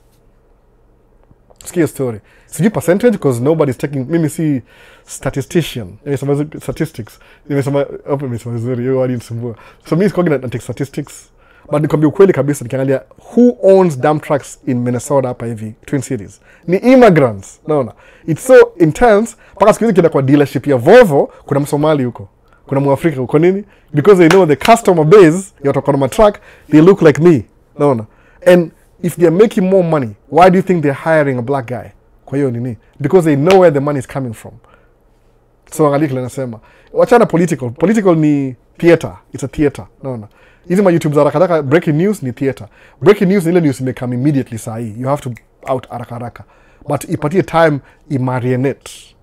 We season alafu imarinate. Uta realize ilikuwa breaking news ilikuwa hapa juu, but the truth ni average. Naona. It's just breaking news. Usifuate when they put hiyo pesa, they might say pay for green card, alafu now hakuna lottery, you pay and you win. Yes. Guess what? More people will come. No. Mimi najiongea vitu. Sometimes in a backfire, you have an intention of doing something negatively, alafu unaipass anyway, alafu ina bring even more positive change. Nishaona hivyo all the time. No. There's a part example, but they're very unfriendly kwa hii channel. Sawa. Amecomment already. Na comment imeingia by the way kwa WhatsApp. Nimekuona, so at least imekaa mnaiangalia baadaye. I'm using the phone kunini kwa chat pia. So that's true. Program is come. Oh, Vincent iko hapo pia. Vincent atakuja States pia. Kuna wasemaze Gato, Vincent, Derek, na kuna wase wengi sana atakuja States na kuja States hapa hivi. I don't know how I can personally vouch for them. No. Vincent akaona hapa hivi late here, usijali Vincent. So Tracker Mommy asemaje, please take this down, it will harm you if things escalate to an actual change. Okay, Tracker Mommy, please take this down, it will harm you if things escalate to an actual charge. I'm doing everything in my power to help you, but you're outright self-sabotaging. It won't, I don't know what she's saying. Anaongejea story yangu ile. Thanks sir, it's true. Something that is precious, it has a price to pay, and encourage that won't prevent me to look for it in Jesus name. Sasa anaongea historia jana by the way na maasira vibaya sana. Najua labda nafikiri labda naongea vibaya juu yake kwa nini kwa historia jana, but see naona. So anyway, so samaje, it's true, something that is precious, it has a price to pay. I'm encouraged that won't prevent me to look for it in Jesus name. Nasema hivyo, that's true. Wata introduce fee alafu watoe mambo ya lottery. Sawa. So ikwe you pay your way. Mimi nakwambia hivyo, it could be funny by the way. Nishaona vitu mob sana zinasema we are changing, a lot of people, okay, angalia hivi. Generally people are usually afraid of change. People are afraid of change by the way. Sometimes that change is necessary. Lakini change kikuja, wanasemaje, okay, we'll have a fee for DV lottery from now on. Ni how much? Ni $200. But then on the back end watu ile mambo ya lottery isikuwe ni kama kuchagua, ikuwe tu anybody who pays anakuja. Do you think itakuwa hard ama easier? Okay, some people will have an advantage juu kuna pesa, lakini hata wewe utakuwa more inspired sababu juu ile lottery ni bahati nasibu. Nobody knows. Una apply alafu unaifanya alafu unasahau. Nobody knows. Unaona? Una apply bubu unamaliza. Guess what? Ukienda hiyo story nyingine ya nini, story nyingine ya itwaje? Story nyingine ya kusema lipa alafu kuje kama Canada. Ilikuwa last year wame slow down kidogo. Maybe they have enough people.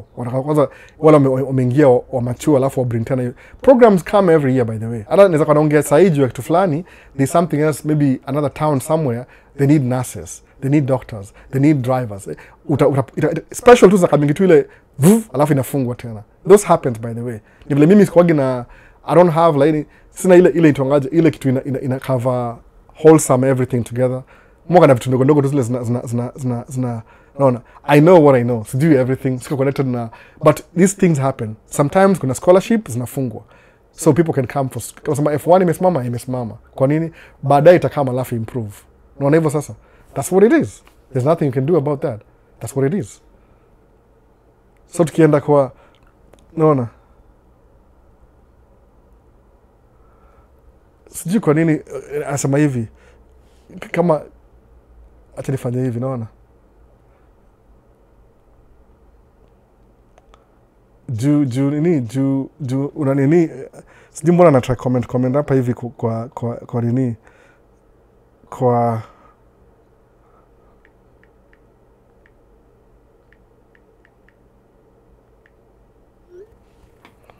anataka comment hapa hivi kwa nini asema ni kama ananiambia mimi ni take down alafu ana comment na hii story tena.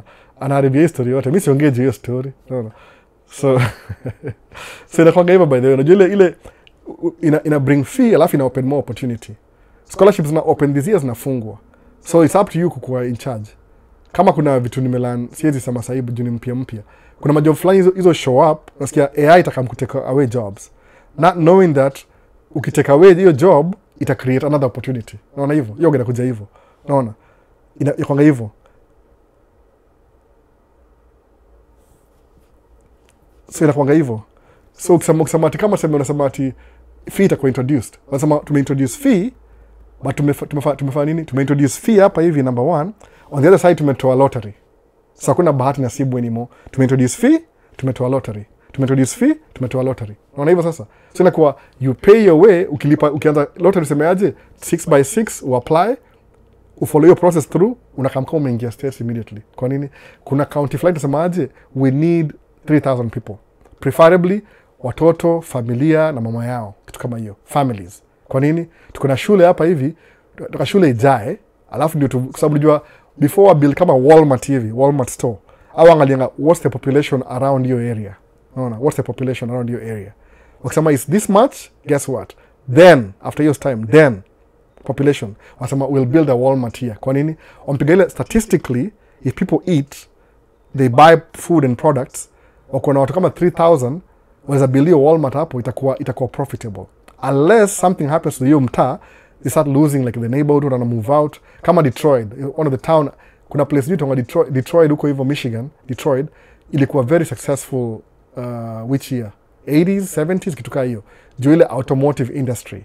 Alafu over time, automotive industry, what happened?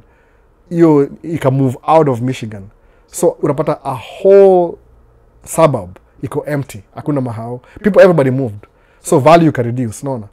That means they have the infrastructure, lakini hawana watu. Naona hivyo sasa. So ile income flow, even if you have the infrastructure, but there's nobody to generate your income juu they're using utilities za kila kitu, I make any sense. Because you're losing money. Umeona? Mimi na believe hivyo by the way, nikiangalia kama as a rational thinking. Utaona ile ukibring wase kwa mtaa fulani, ita increase hiyo capacity ya mtaa. Alafu people will make money. Alafu everybody will be happy. Naona hivyo. So usikufe ati if ita introduce labda itakuwa so mbili. Unalipa guaranteed green card. Juni ile you never know. Mimi nasema maybe we'll see how this thing ages after 5 years hivi. Unasema you are right. I hope I am. No, sababu sasa una apply October, alafu you close your eyes na ngojea May 6 months, alafu umengojea something for 6 months kuja kuambiwa no you didn't qualify. Man. Tena ngojea 6 months una apply. Tena man. No. Inakuwa depressing in a way. But musa bangaje keep trying. Every time una fail, to me you're kama fuel to do something else. Jumini nilitry kwenda kama F1, nikanyimwa visa the first time. Ilikuwa sijui ni computer science, kanyimwa visa. Nikaona maybe that's too high. Nikaingia kama ilikuwa medical something, kama mtu wa ambulance hivi tongaje nimesahau jina, nikangosa visa. And after the cheapest, because the last ilikuwa ni healthcare something, yani ile kama social worker, nikanyimwa visa tena. Simuacha niwache. Nikaenda apply green card.